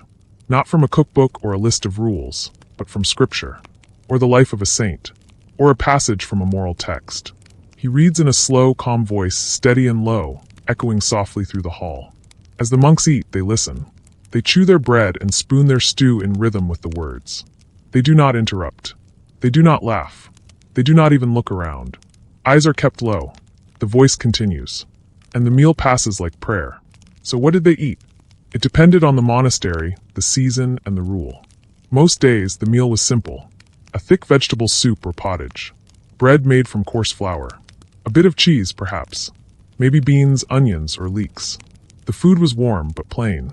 Spices were rare. Meat was usually forbidden, except for the sick. Water or weak ale was served in small clay cups. No wine unless it was a feast day. No sweet desserts. Just enough to fill the stomach and no more. And the rules continued, even at the table. Monks were told not to slurp, not to chew too loudly, not to linger. They were not allowed to pass dishes or pour drinks. If they needed something, they made a small gesture, raising a hand, lifting a finger. Another monk would serve them in silence. The purpose of all this was discipline. To eat without words. To listen while chewing. To thank without speaking. It turned the ordinary act of eating into an act of training. Of reflection. Of gratitude. And when the meal was finished, the reader stopped. One final line. A closing prayer. Then all monks rose together and filed out in silence, just as they came. Bowls were washed without talk. The table wiped. The benches straightened. Then the monks returned to their duties or went to prayer again. The refectory was not for conversation. It was not for leisure. It was a space to practice stillness in another form. In that way, it was not so different from writing a prompt. You bring your input carefully. You avoid excess. You allow no noise, no waste. And when the response comes, you take only what is needed. No more, no less. The structure itself is part of the message. And yet, even in this quiet discipline, there was kindness. On feast days, the rules eased. The food was better. Wine was allowed. The readings were joyful. On those days, the refectory felt a little warmer. Still silent, but full of shared gladness. and if a traveler or beggar arrived at the monastery gate, they were fed too. Not scraps, but full portions. A monk would sit with them and eat silently by their side, so they would not feel alone. Even here, in the most structured of spaces, compassion was quietly practiced. And now, as the sun sets and the sky begins to darken beyond the high windows, we step softly away from the table. The day is nearly done, but there is one more duty, one more space to enter, before the monastery sleeps. Let us now walk to the night office, the final prayers of the day, when the world falls quiet and the monastery breathes in stillness one last time. The sun is gone now. Only a thin layer of deep blue light remains on the edge of the sky. Inside the monastery, most candles have been blown out. The stone corridors are cool again. The sound of feet on the floor is soft and careful. It is time for the night office, the last set of prayers before sleep. Monks called this service compline. The word comes from the Latin completorium, meaning completion. This was not just the end of the day, but a kind of spiritual closing, a settling of the soul, a gentle folding of the thoughts before rest. You walk slowly with your brothers into the church, which is now dark except for a few flickering candles near the altar. The windows are black. The air feels heavy with stillness. No one speaks. The monks take their places in the choir stalls, wooden benches that line the sides of the chapel. They stand, bow their heads, and then together they begin to chant. The words come slowly, ancient Latin phrases, familiar tones, repeated again and again across generations. In manus tuas Domini commendo spiritum meum. Into your hands, O Lord, I commend my spirit. This prayer is old, older than the monastery, older than the country. It was said by monks, nuns, priests, soldiers, and dying saints. And here it is said not in fear, but in calm trust. The voices rise and fall like waves. Not loud, but not whispered. Steady, gentle. The chant fills the stone arches and wraps around the listeners. It is not for performance. It is for peace. Compline is shorter than the daytime offices. Just a few psalms, a hymn, a reading, a prayer for protection through the night. But every part of it is measured. A candle is snuffed. The silence deepens. The monks do not rush. They never rush. This time of night is sacred, because it is the edge of everything. The day is finished. The next has not begun. It is a pause in the noise of time. Sometimes a monk may remain behind in silent prayer, sitting alone on a bench, his head bowed, his thoughts drifting like the smoke from the extinguished wicks. He does not need to speak. The stillness says enough. Imagine yourself there. You are tired but not anxious. The cold stone under your feet, the warmth of your robe, the scent of candle wax in the air. All of it feels familiar, repetitive in a comforting way. Your breath slows, your shoulders lower. It is this exact moment that reminds us of the value of rhythm. Monastic life is made up of cycles. Morning, work, prayer, meals, reading, evening, sleep. Then it begins again. It is not exciting, but it is stable. And from that stability comes clarity. Just like the best prompts. A good prompt is not rushed. It is measured. It respects the system it enters. It offers a clear beginning, a stable middle, and a purposeful end. And when it is finished, it leaves space. Silence after a good prompt is not emptiness. It is rest. Back in the chapel, the monks rise quietly and file out. No one talks. No one turns around. They return to the dormitory, one by one, their candles flickering in the dark. Outside, the wind moves through the trees. An owl cries. A distant dog barks once. Then silence again. And now, with the night wrapped around the stone walls, the monastery sleeps. But the rhythm continues. A few hours later, long before dawn, the bell will ring again for matins, the early morning prayer. The cycle will start over, as it always does. So as we leave the shadowed chapel, let's carry this stillness with us. And next, we will gently open the door to a very different space, one built not for silence, but for education. Because some monasteries became centers of learning, where young boys were taught not just prayers, but how to read, write, and think. Morning comes again. The sky lightens slowly. The bell tolls. The monks begin their familiar routines. But not everyone in the monastery is a monk. In some corners of the cloister, especially in larger or more important houses, you would find a group of boys. Young, quiet, nervous. They do not wear robes, but simple tunics. They carry slates or bits of parchment, or sometimes nothing at all. These are the pupils of the monastery. Welcome to the monastic schoolroom. It is small and cold. The windows are high and narrow, letting in just enough light to work. A fire burns in a stone hearth, more to keep ink from freezing than to provide comfort. The desks are plain, long benches, sometimes just stools. There are no decorations, no maps or pictures, only books and not many. This is where boys from noble or wealthy families came to learn. Not to play or run or talk, but to study and to listen. The schoolmaster is a monk, often older, always stern. He sits at the front of the room with a large wooden pointer or a roll of parchment. He does not yell. He does not smile often. His presence is enough. The boys recite from memory. Latin phrases, psalms, lists of verbs. They repeat the same lines over and over, rocking gently as they chant, like waves returning to shore. Their voices rise and fall in rhythm. Not because it's beautiful, but because repetition helps them remember. And that is the goal, to remember.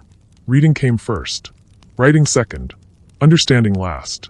A boy might spend weeks just learning letters, then months copying out small passages from the Bible or religious texts. There are no creative writing assignments, no opinion essays. The goal is clarity, not flair. Still, the learning was deep. Monastic schools taught grammar, logic, and rhetoric, the building blocks of thought.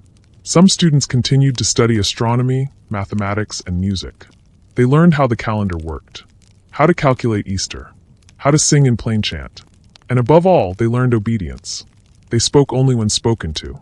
They stood when the master entered. They bowed when they answered. They were not beaten often, but they were expected to behave, to be still, to focus. Imagine being one of those boys. Your fingers are stained with ink. You hold your slate in your lap, copying the same line again and again. The chalk squeaks a little as you write. Outside, you hear birds. Inside, the room is silent except for the low hum of memorized words. It might seem boring. It often was. But boredom here was not a failure. It was a test, a kind of training for the mind, a practice in patience. The work was slow, but it formed strong foundations. In that way, this classroom was much like a prompt workshop. Every exercise repeated the same structure. Every question had a shape. Every answer had a pattern. Students were not asked to be clever. They were asked to be clear. And over time, that clarity turned into understanding. The best students went on to become monks themselves, or scribes, or priests. Some even became scholars, writing books or teaching at universities. But all of them began here, with chalk, with ink, with silence. The monastic schoolroom may feel far away from your world, but its lessons still matter. In a world full of noise, it taught the value of quiet attention. In a world chasing novelty, it offered repetition and routine. In a world of fast answers, it trained boys to think slowly and carefully. It wasn't perfect. It was strict, sometimes unfair, sometimes too rigid. But it gave people the tools to read, to reason, and to reflect. And in that way, it gave them the power to shape language, and to be shaped by it. Now the bell rings again. The students rise. They file out, back to chores or study or sleep. The schoolroom empties. The fire dims. The room returns to silence. Next, we will leave the peaceful halls for a different story, one of conflict. Because even monks had enemies. In the next segment, we'll explore the strange, tense world of monastery rivalries, land disputes, and spiritual politics, when peace turned to pressure behind the cloister walls. Conflict behind the walls, monastery rivalries, and spiritual politics. It may be hard to imagine conflict in a place like this. A monastery seems so still, so quiet, so far from the chaos of the world. But beneath the silence, there were tensions, hidden disagreements, power struggles, even at times bitter rivalries. Monks may have taken vows of peace, but they lived in a world that was anything but peaceful. Let us begin with land. Monasteries, over time, collected vast amounts of property. Fields, vineyards, forests, mills, even entire villages were donated by nobles hoping to save their souls. These lands brought income, food, and prestige. But they also brought attention. And not all of it was friendly. Neighboring lords might grow jealous. Local bishops might demand more control. Other monasteries might compete for the same resources. And in the medieval world, where maps were vague and laws unclear, these disputes could get serious. There are records of legal battles between monasteries, quiet struggles fought with parchment and seals instead of swords, arguments over who owned which hill, which stream, Which cow? These cases could go on for years.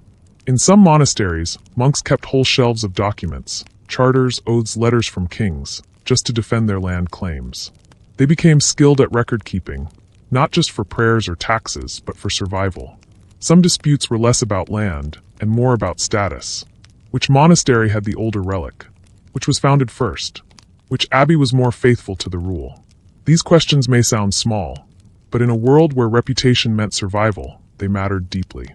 Imagine two abbots, each convinced that his house was the truest heir of Saint Benedict. Each with finely copied books, famous scholars, generous donors, and each watching carefully as visitors came, wondering who would be remembered in the next century. These rivalries didn't often lead to violence, but they led to letters, complaints, even appeals to the Pope, and sometimes to very quiet acts of sabotage. A monk might refuse to host a visiting brother, might withhold a copy of a valuable book, might spread rumors about a rival monastery's discipline. Nothing loud, but very effective. And then there was political pressure from outside. Kings and queens liked to place their loyal supporters into abbey positions. Bishops tried to influence monastic leadership. And sometimes a powerful family would suggest that their youngest son be allowed to join the monastery, perhaps with a few special privileges. This created a problem. The monastery was meant to be equal, a place where rank and wealth didn't matter. But it was hard to say no to a noble family when they owned the fields around you. Hard to ignore a prince's request when he controlled your grain supply. Some abbots bent to this pressure. Others resisted. There were even monastic reform movements, where monks tried to return to stricter rules. They gave up wealth, refused land donations, lived in smaller, poorer houses. These groups often looked down on older, richer monasteries, and were often looked down on in return. It became a quiet war of ideas. Some wanted tradition, others wanted renewal. Some wanted simplicity. Others believed wealth could be used for good, books, hospitals, food for the poor. The arguments weren't shouted, but they were serious, and they shaped how monasticism evolved. Think of this like competing prompt styles. One group prefers simple, rule-following prompts. Another likes layered, complex ones. Both believe their method is best. Both want to preserve meaning, but they go about it differently, and neither wants to be told they're wrong. So they sharpen their arguments. They quote sources. They double down on structure. And the tension grows, not loudly but steadily. And even inside the same monastery, there could be disagreement. Some monks followed the rule closely. Others drifted. Some longed for stricter silence. Others wished for more learning or music. There was no shouting, but sometimes silence could feel heavy, like a shared secret no one wanted to name. But still they stayed, because the monastery was more than its arguments. It was a shared space, a shared rhythm, and even when monks disagreed, they rose at the same hour, ate the same food, chanted the same psalms. Over time, even the tensions became part of the pattern. Disagreement, too, could be part of devotion, because when you live in a system that values silence, even conflict must learn to whisper. Now the candles are lit once more. The tensions for now are set aside. The bell rings for vespers, and the monks walk quietly toward the chapel. And next, we'll move to a stranger place. One where the rules of the monastery met the mystery of belief. Where relics, miracles, and saints shaped not just devotion, but the very stones of the monastery itself. Let us walk now into the world of holy relics and sacred spaces. In a quiet corner of the monastery, there is a small, locked cabinet. It is made of oak, carved with tiny symbols. Flowers, vines, a cross, perhaps a lion or a lamb. It rests on a stone shelf in a dim chapel. A single candle burns beside it, its light dancing across the wall. Inside this cabinet lies something very small, perhaps a fragment of bone, or a piece of cloth, or a silver vial sealed with wax. This is a relic, a physical object connected to a saint or a holy person. It might be the finger bone of a martyr, the sandal of a bishop, or even a splinter said to be from the cross of Christ.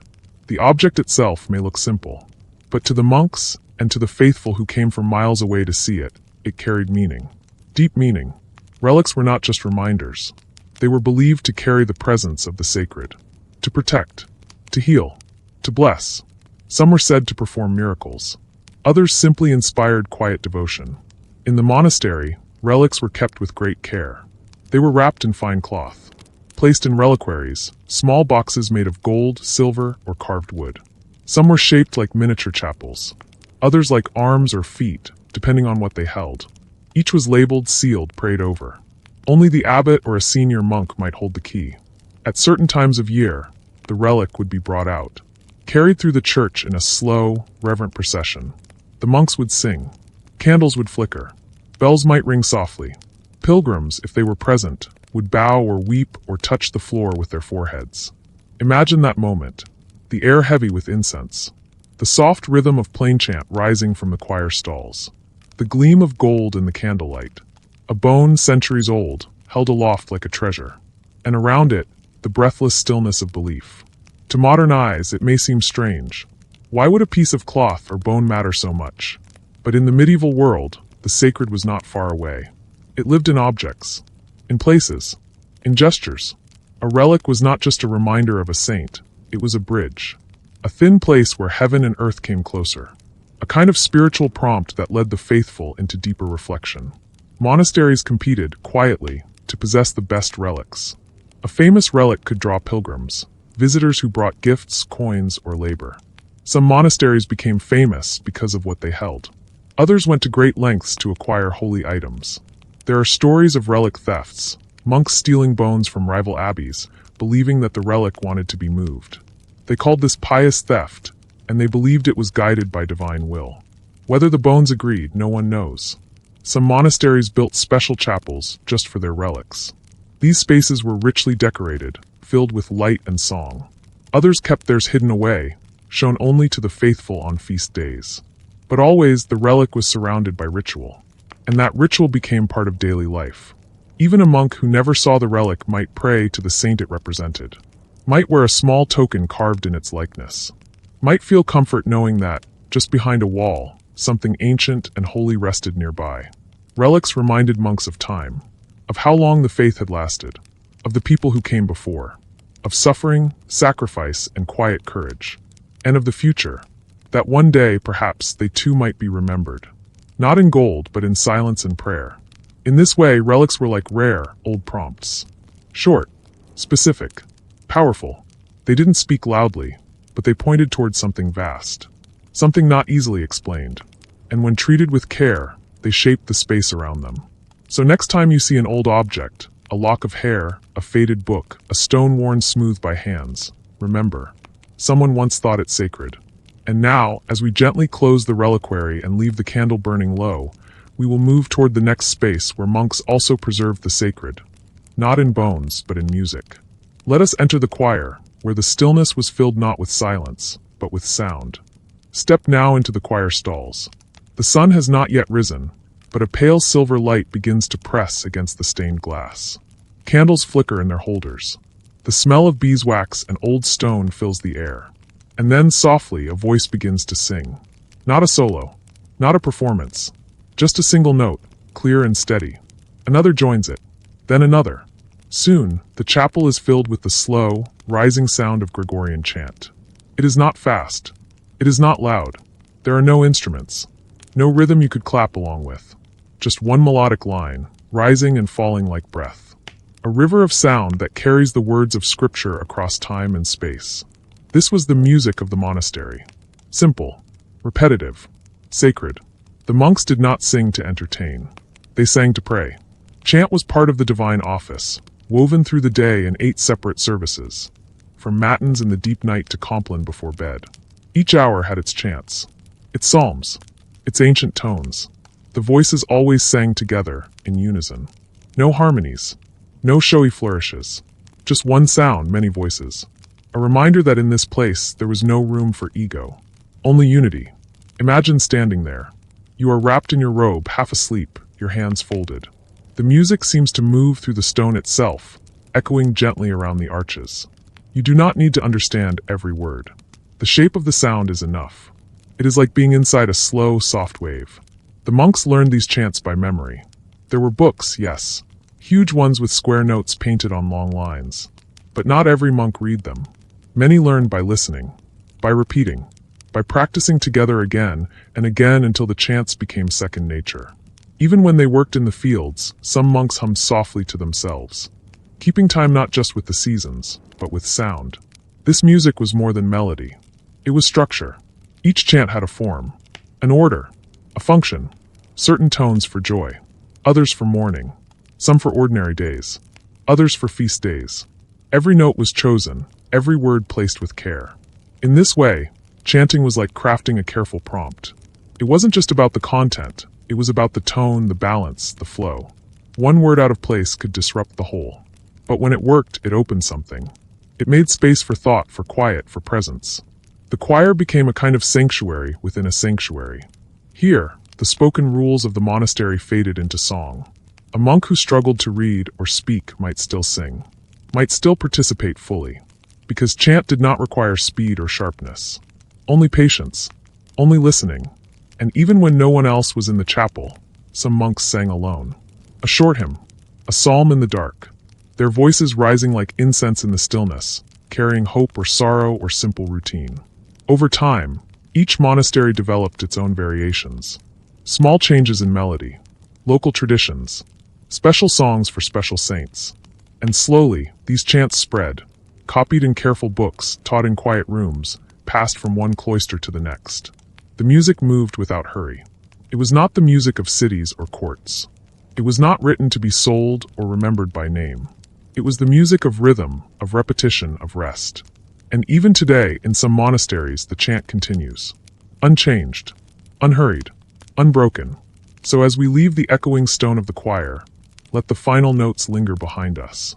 Let them settle gently in the mind, like dust in a shaft of morning light.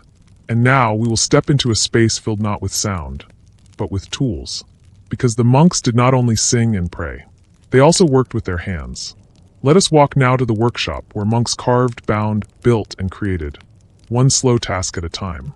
Quiet industry, craft and labor in the monastic workshop. Leave behind the soft echoes of chant now. Follow a narrow passage, one that leads away from the chapel and into the practical heart of the monastery. The scent changes here. Less wax and stone, more wood shavings, leather, and damp earth. You are entering the monastic workshop. It is a space of quiet hands and steady rhythm. Here, monks work not with books or prayers, but with tools. A wooden mallet, a chisel, a pot of glue warmed by a low fire. Each item placed carefully, each task performed with purpose. Monasteries were not just centers of worship. They were also hubs of labor and craftsmanship. Every monk was expected to work, in some form. It was not a punishment. It was a way of honoring the balance between body and soul. Ora et labora. Pray and work. In this workshop, some monks made furniture. Simple, strong pieces. Benches for the refectory. Tables for the library. Choir stalls for the chapel. The wood was shaped slowly, with patience. No rush. No loud hammering. Just steady, repeated strokes of blade on grain. Others worked with leather, making shoes, belts, or the soft covers for books. The smell of tanned hide filled the air. They stitched by hand, their fingers thick with calluses, their eyes focused. There was no factory, no assembly line. Just one monk, one task, one object at a time. Some ground herbs for healing ointments. Others forged iron tools in a small forge. Hinges for doors, clasps for books, simple nails or knives. And in a special corner of the workshop, behind a thick curtain or under a beam of sunlight, sat the bookbinder. He took pages copied in the scriptorium, dozens or hundreds of them, and stitched them together with linen thread. He fitted them between wooden boards, wrapped them in leather, tooled them with heated stamps. Every movement deliberate, every crease pressed by hand. It could take weeks to bind a single volume, but the result was strong, beautiful, a book that could last generations. Imagine yourself there. You sit on a wooden stool, a book in your lap. Your needle dips in and out of the folded parchment. You pull the thread gently, feeling its tension. Outside, birdsong. Inside, the scrape of a file, the drip of wax, the low crackle of a fire. The work is hard, but it's peaceful, and in its own way, deeply meditative. Each task becomes a form of devotion. You do not rush. You do not complain. You accept the slowness, the repetition, the quiet corrections. Because in this place, doing something well is more important than doing it quickly. That idea is at the heart of prompt engineering, too. You write slowly. You test. You revise. You shape the words with care. A small shift in phrasing can change the whole outcome. Just like a crooked nail can ruin a chair, or a missed stitch can unravel a binding. It is not exciting work. but it is good work. And just as a bookbinder rarely signs his name, a prompt engineer often lets the result speak for itself.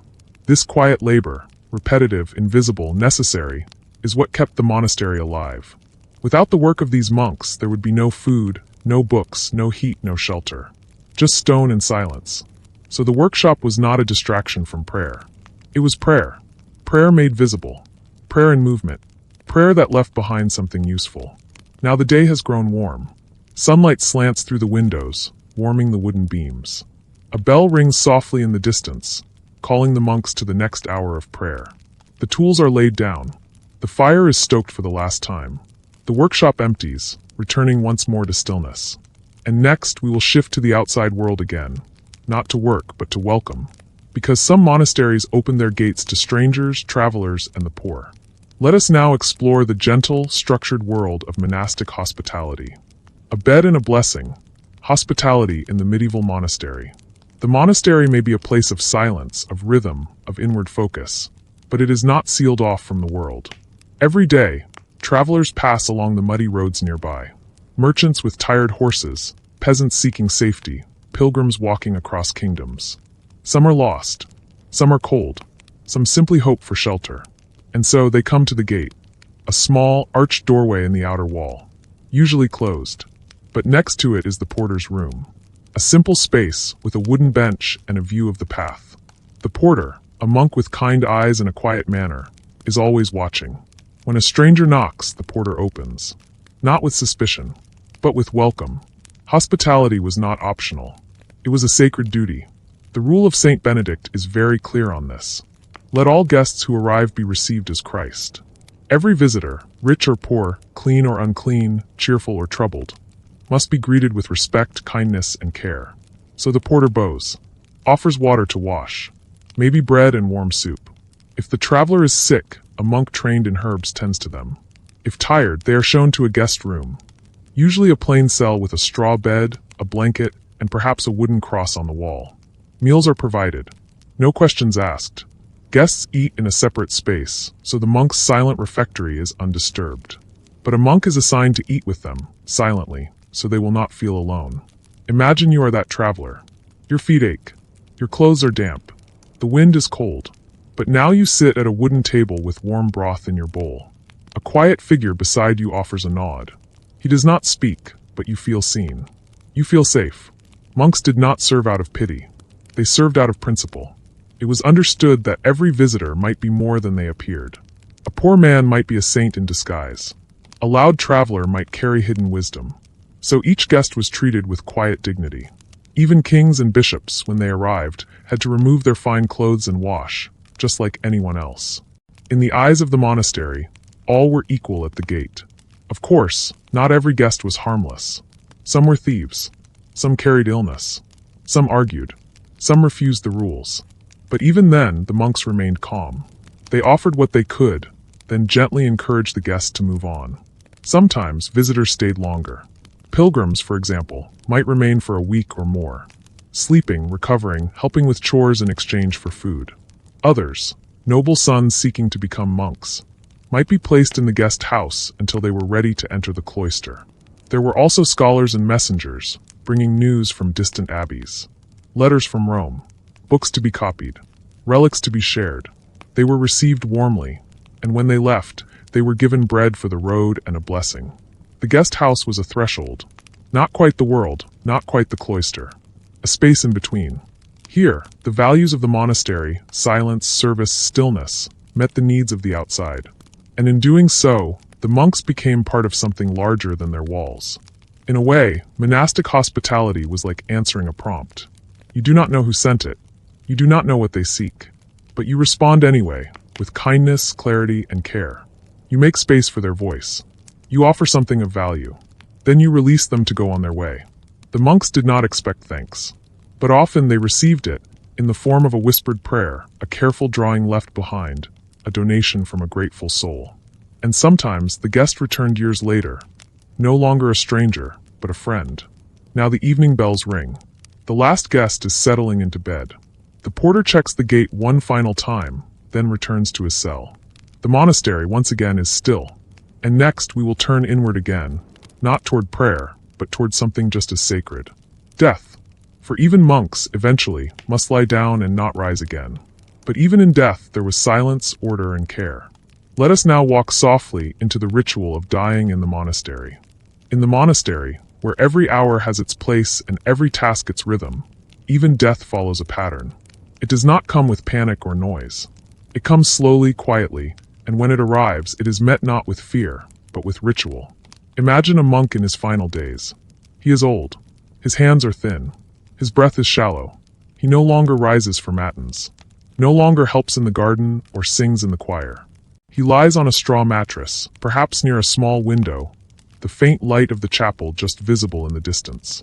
The other monks visit, one by one. They sit beside him. They pray aloud softly. Psalms of comfort. Prayers for peace. They read to him from the Gospels or sing short chants that he has heard every day for decades. The sound surrounds him like a familiar blanket. And when the time comes, when his breath grows slower and his eyes begin to close, a bell is rung. Not loudly, just once, to let the others know that a soul is preparing to leave. All the monks gather. They do not cry out. They do not wail. They pray.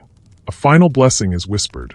The dying monk, if he is able, repeats the words of Christ. Into your hands, Lord, I commend my spirit. And then quiet. When he is gone, the room remains still. No one rushes. No one speaks. The body is washed gently by the brothers, dressed in a simple robe, laid out on a wooden board with arms crossed and eyes closed. A candle burns nearby.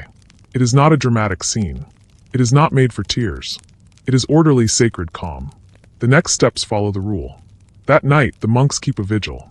They take turns sitting by the body, reading psalms aloud, hour after hour, while the others rest. The steady sound of scripture keeps company with the dead. It is a final act of love.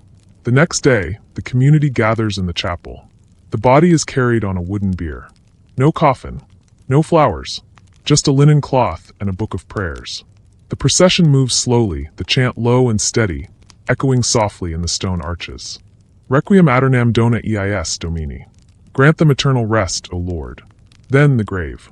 Usually near the monastery itself, in a small cemetery ringed with herbs and wooden crosses.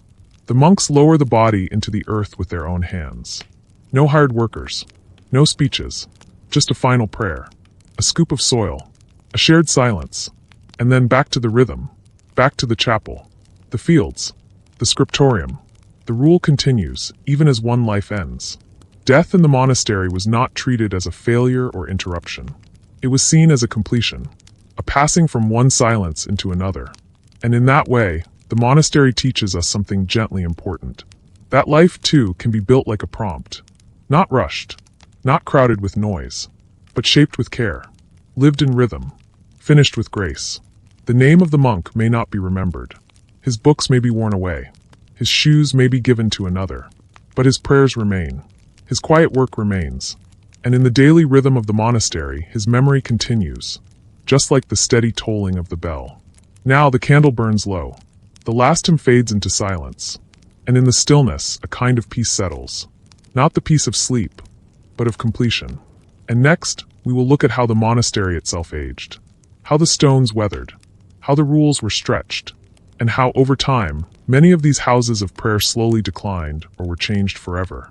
Let us walk now into the twilight years of monastic life, where silence met the sound of the outside world pushing in. Cracks in the cloister. The slow decline of medieval monasteries. The monastery has stood for centuries. Its walls have weathered rain and frost. Its fields have been tilled year after year by silent hands. Its chapel has echoed with the same chants, the same prayers, the same psalms whispered into stone. But nothing lasts forever.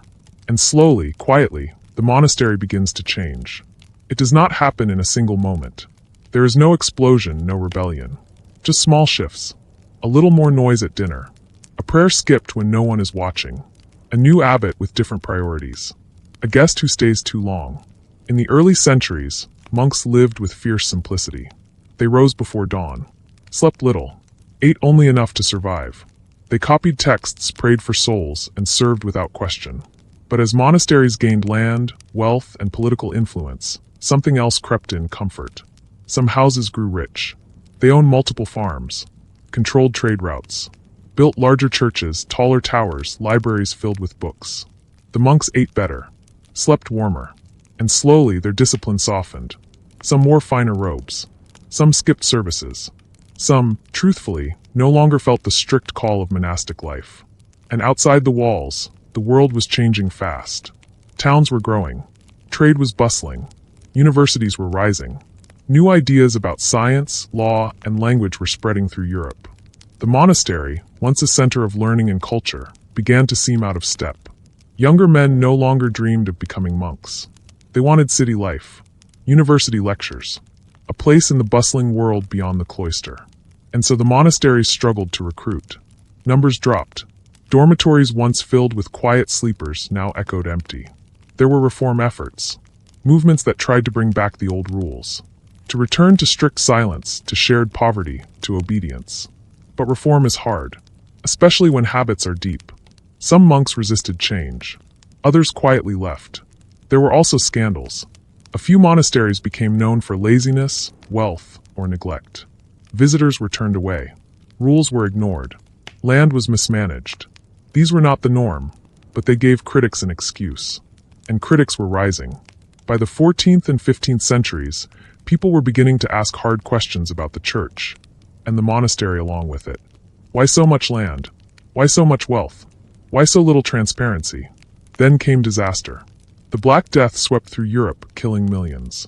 Monasteries were not spared. In some houses, entire communities died. The rhythm of prayer was broken. The gardens were overgrown. The bells fell silent. Those that survived struggled to recover. The world they returned to was harsher. Fewer novices. Fewer donors. More suspicion. The monastery, once a symbol of sacred stability, began to look, at least to some, like a relic of the past. And then the greatest shock of all, the Reformation. In the 16th century, reformers like Martin Luther began to challenge the Catholic Church openly. They criticized relics, indulgences, and monastic life itself. They said salvation did not require cloisters or chanting or rules.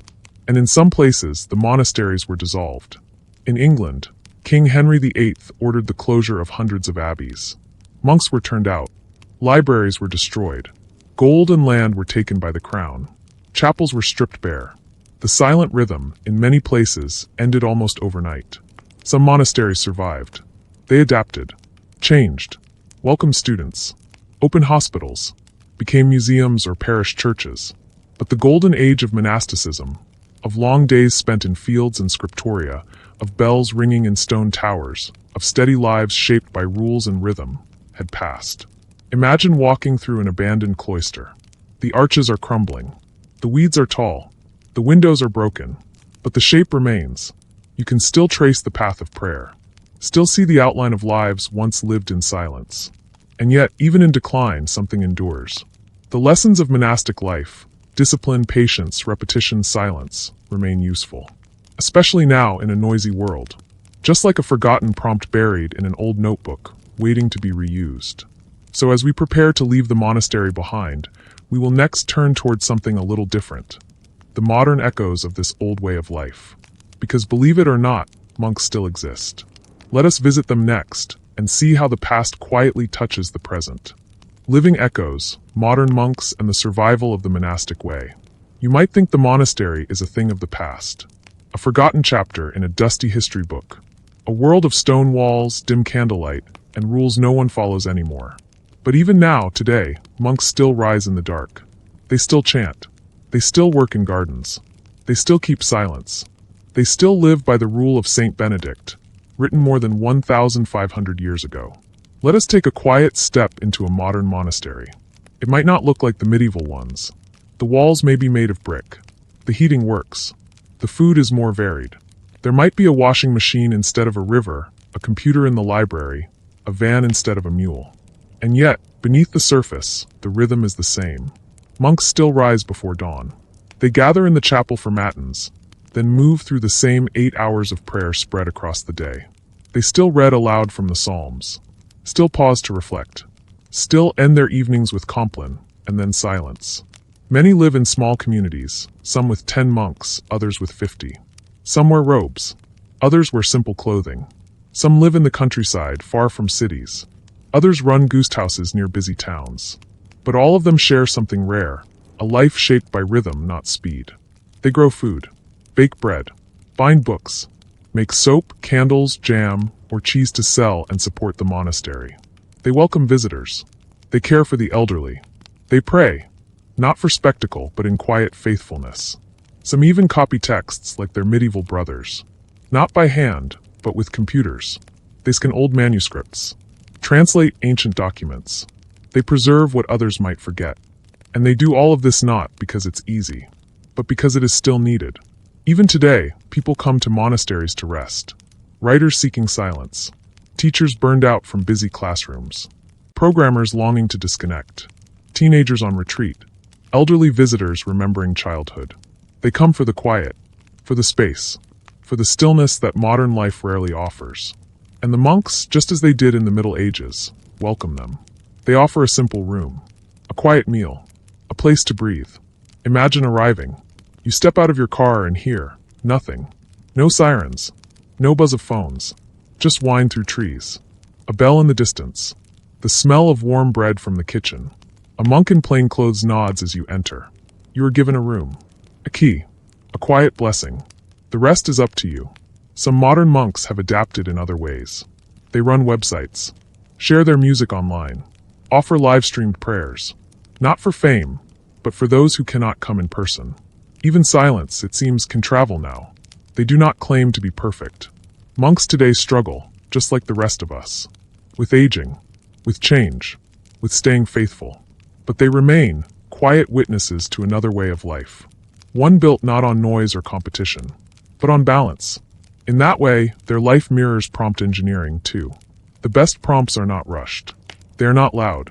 They are structured, calm, clear. They draw strength from silence.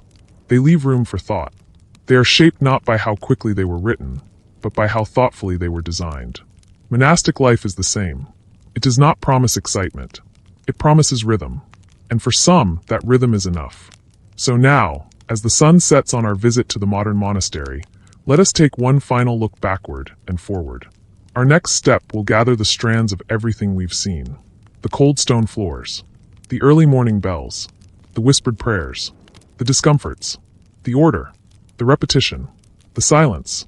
We will close the gates gently behind us and reflect, softly, on what this ancient way of life might still mean today. Let us pause. We have walked through cold cloisters and smoky kitchens, listened to chant and silence, smelled the damp stone and the simple stew. We've watched monks rise in darkness and sleep on straw, obey bells, copy books, and speak only when needed. And now we begin to step back, to look not just at the facts, but at the feeling. What is it, really, that draws us into this quiet world? It is not comfort. Monastic life was often cold, hungry, repetitive, and strict. It is not freedom. Every hour was scheduled, every choice shaped by obedience. It is not drama. Days passed slowly, one like the next, with few surprises. And yet, there is something soothing in that slowness. In a world that prizes noise, speed, and constant attention, the monastery offers something rare, a place where nothing needs to happen quickly. Imagine that. A life where the goal is not to impress, to perform, or to gather followers, but to be present. To wake, to pray, to work, to rest, to repeat. It's not unlike writing a very good prompt. You don't need to say everything at once. You don't need to fill the space. You need only to be clear, thoughtful, patient. A well-made prompt leads to quiet understanding. It opens a space. It gives room for response. The monks did the same, with their days, with their silence, with their lives. And perhaps this is why their story, though ancient, still feels strangely modern. So many people today feel burned out, tired of speed, drowned in noise, pulled in every direction. There is something oddly attractive about the idea of a cold room, a warm robe, a candle, and a prayer. No phone, no notifications, just rhythm. Not everyone wants to live that way. Few truly could. But even just thinking about it, slowing down, simplifying, stepping into silence, is enough to soothe the mind. To imagine rising with the sun, eating in silence, working with your hands, reading by firelight, walking a stone path, sleeping with only the sound of wind in the trees. No advertising, no competition, no likes or followers, just stillness. It reminds us that the human mind, like a monastery, sometimes needs to close its gates, to step away from the crowd, to stop performing, and just be. The monks did this not because they were better than others, but because they believed that peace wasn't found in having more, but in doing less well. They found meaning in repetition, in boundaries, in listening, and in that quiet world of chants and rules and candlelight, they preserved something fragile: books, knowledge, music, medicine, language, so that it would not disappear. They held space, for the past, for the present, and for the future. And perhaps, in some small way, that's what we seek too. A place to hold still, to breathe, to feel time move slowly. So as we move toward the final segments of this journey, we'll take a look at the legacy. What the monasteries left behind. Not just ruins or records, but ideas. And ways of thinking that still shape how we work, pray, rest, and learn today. Let's walk forward now, quietly, into what remains. What remains? The lasting legacy of monastic life.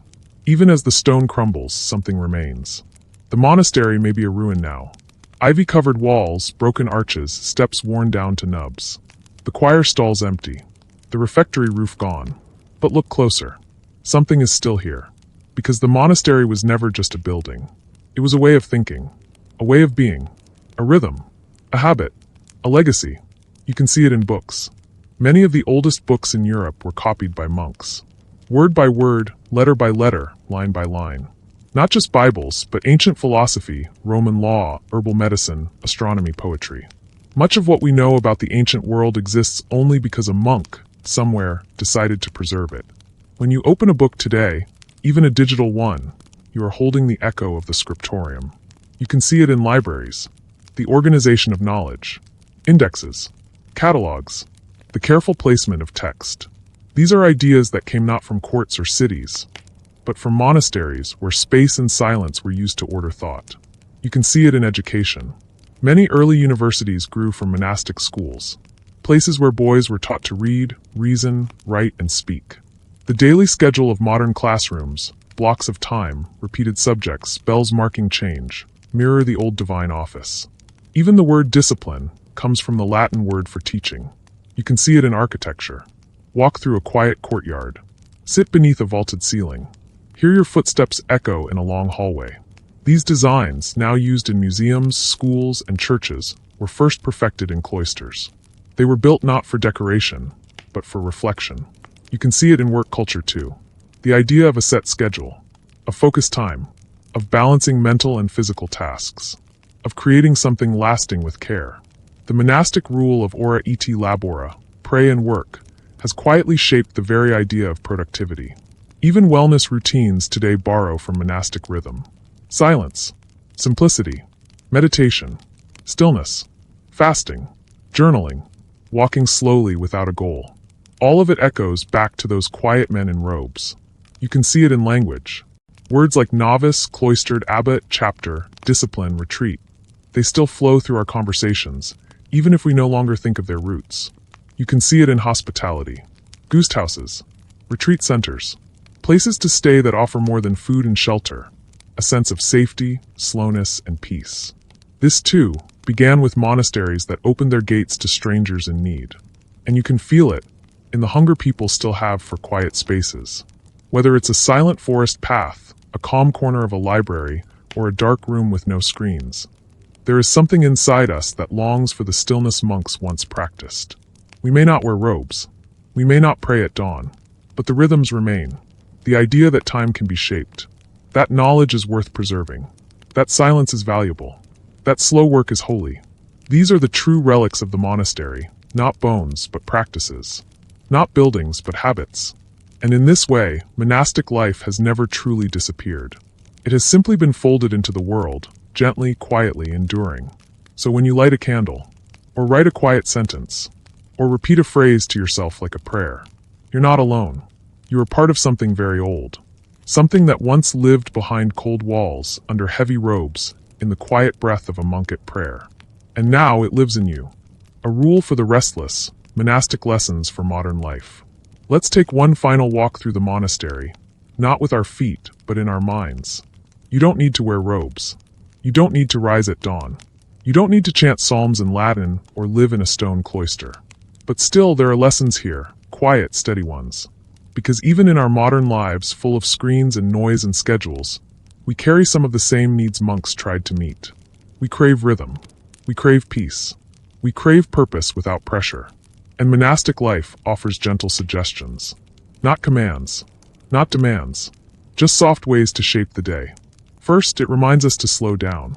Monks did not rush. Every task had its own time. Whether sweeping a floor or copying a book, they did one thing at a time, without hurry. Not because they were lazy, but because slowness allowed for care.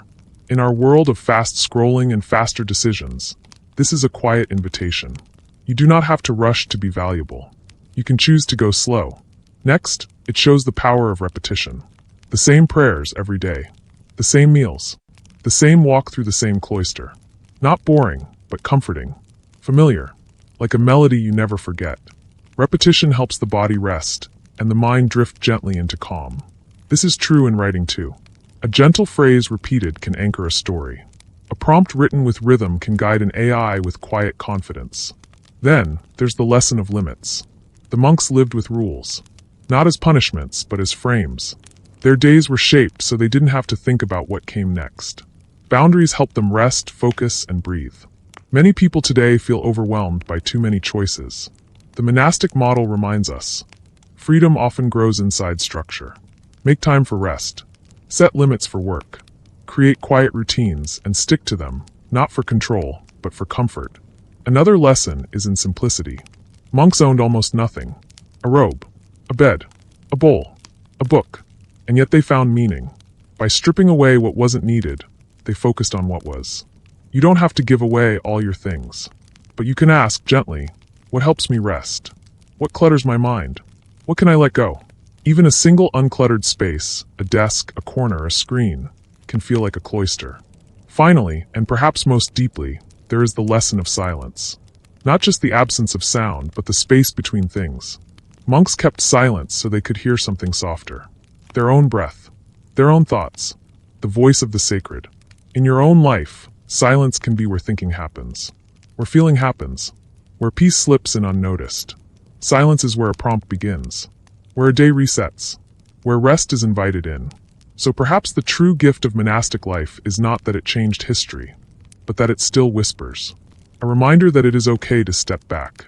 To slow down. To rest. To shape the day gently. To listen, not just speak. To repeat a kind phrase. To hold space for others. And for yourself.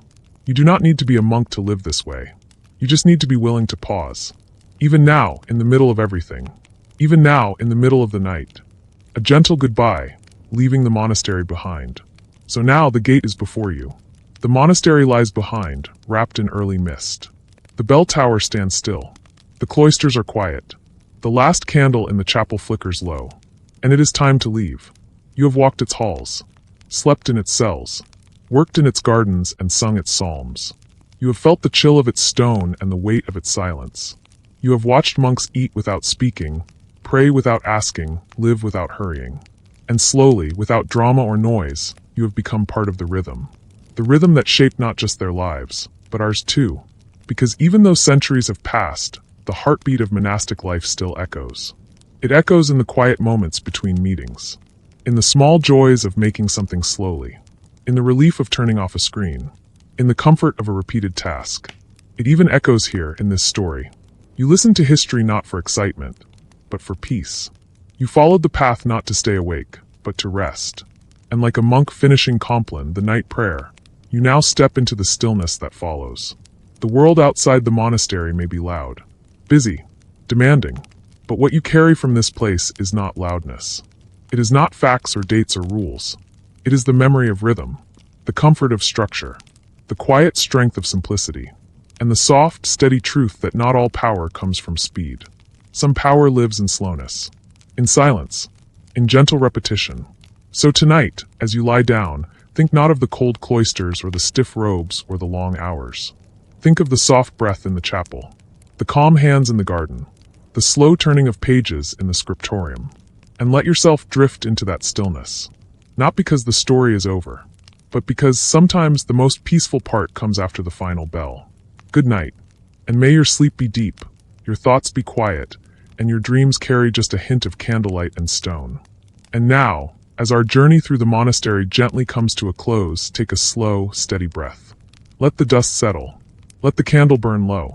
We have wandered through long stone corridors, felt the frost of morning prayers, tasted the bland bread of monastic meals, and listened to the quiet hum of lives lived without hurry.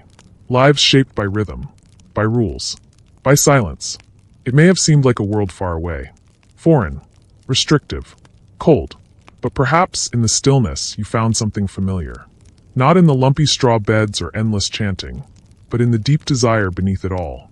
To feel a sense of peace, to live with purpose, not pressure, to repeat something simple until it becomes comforting, to hold silence, not as absence, but as presence. Monks were not perfect. Their lives were not easy, but in their quiet devotion to the day's small moments, sweeping a step, copying a line, whispering a prayer, they left us something valuable.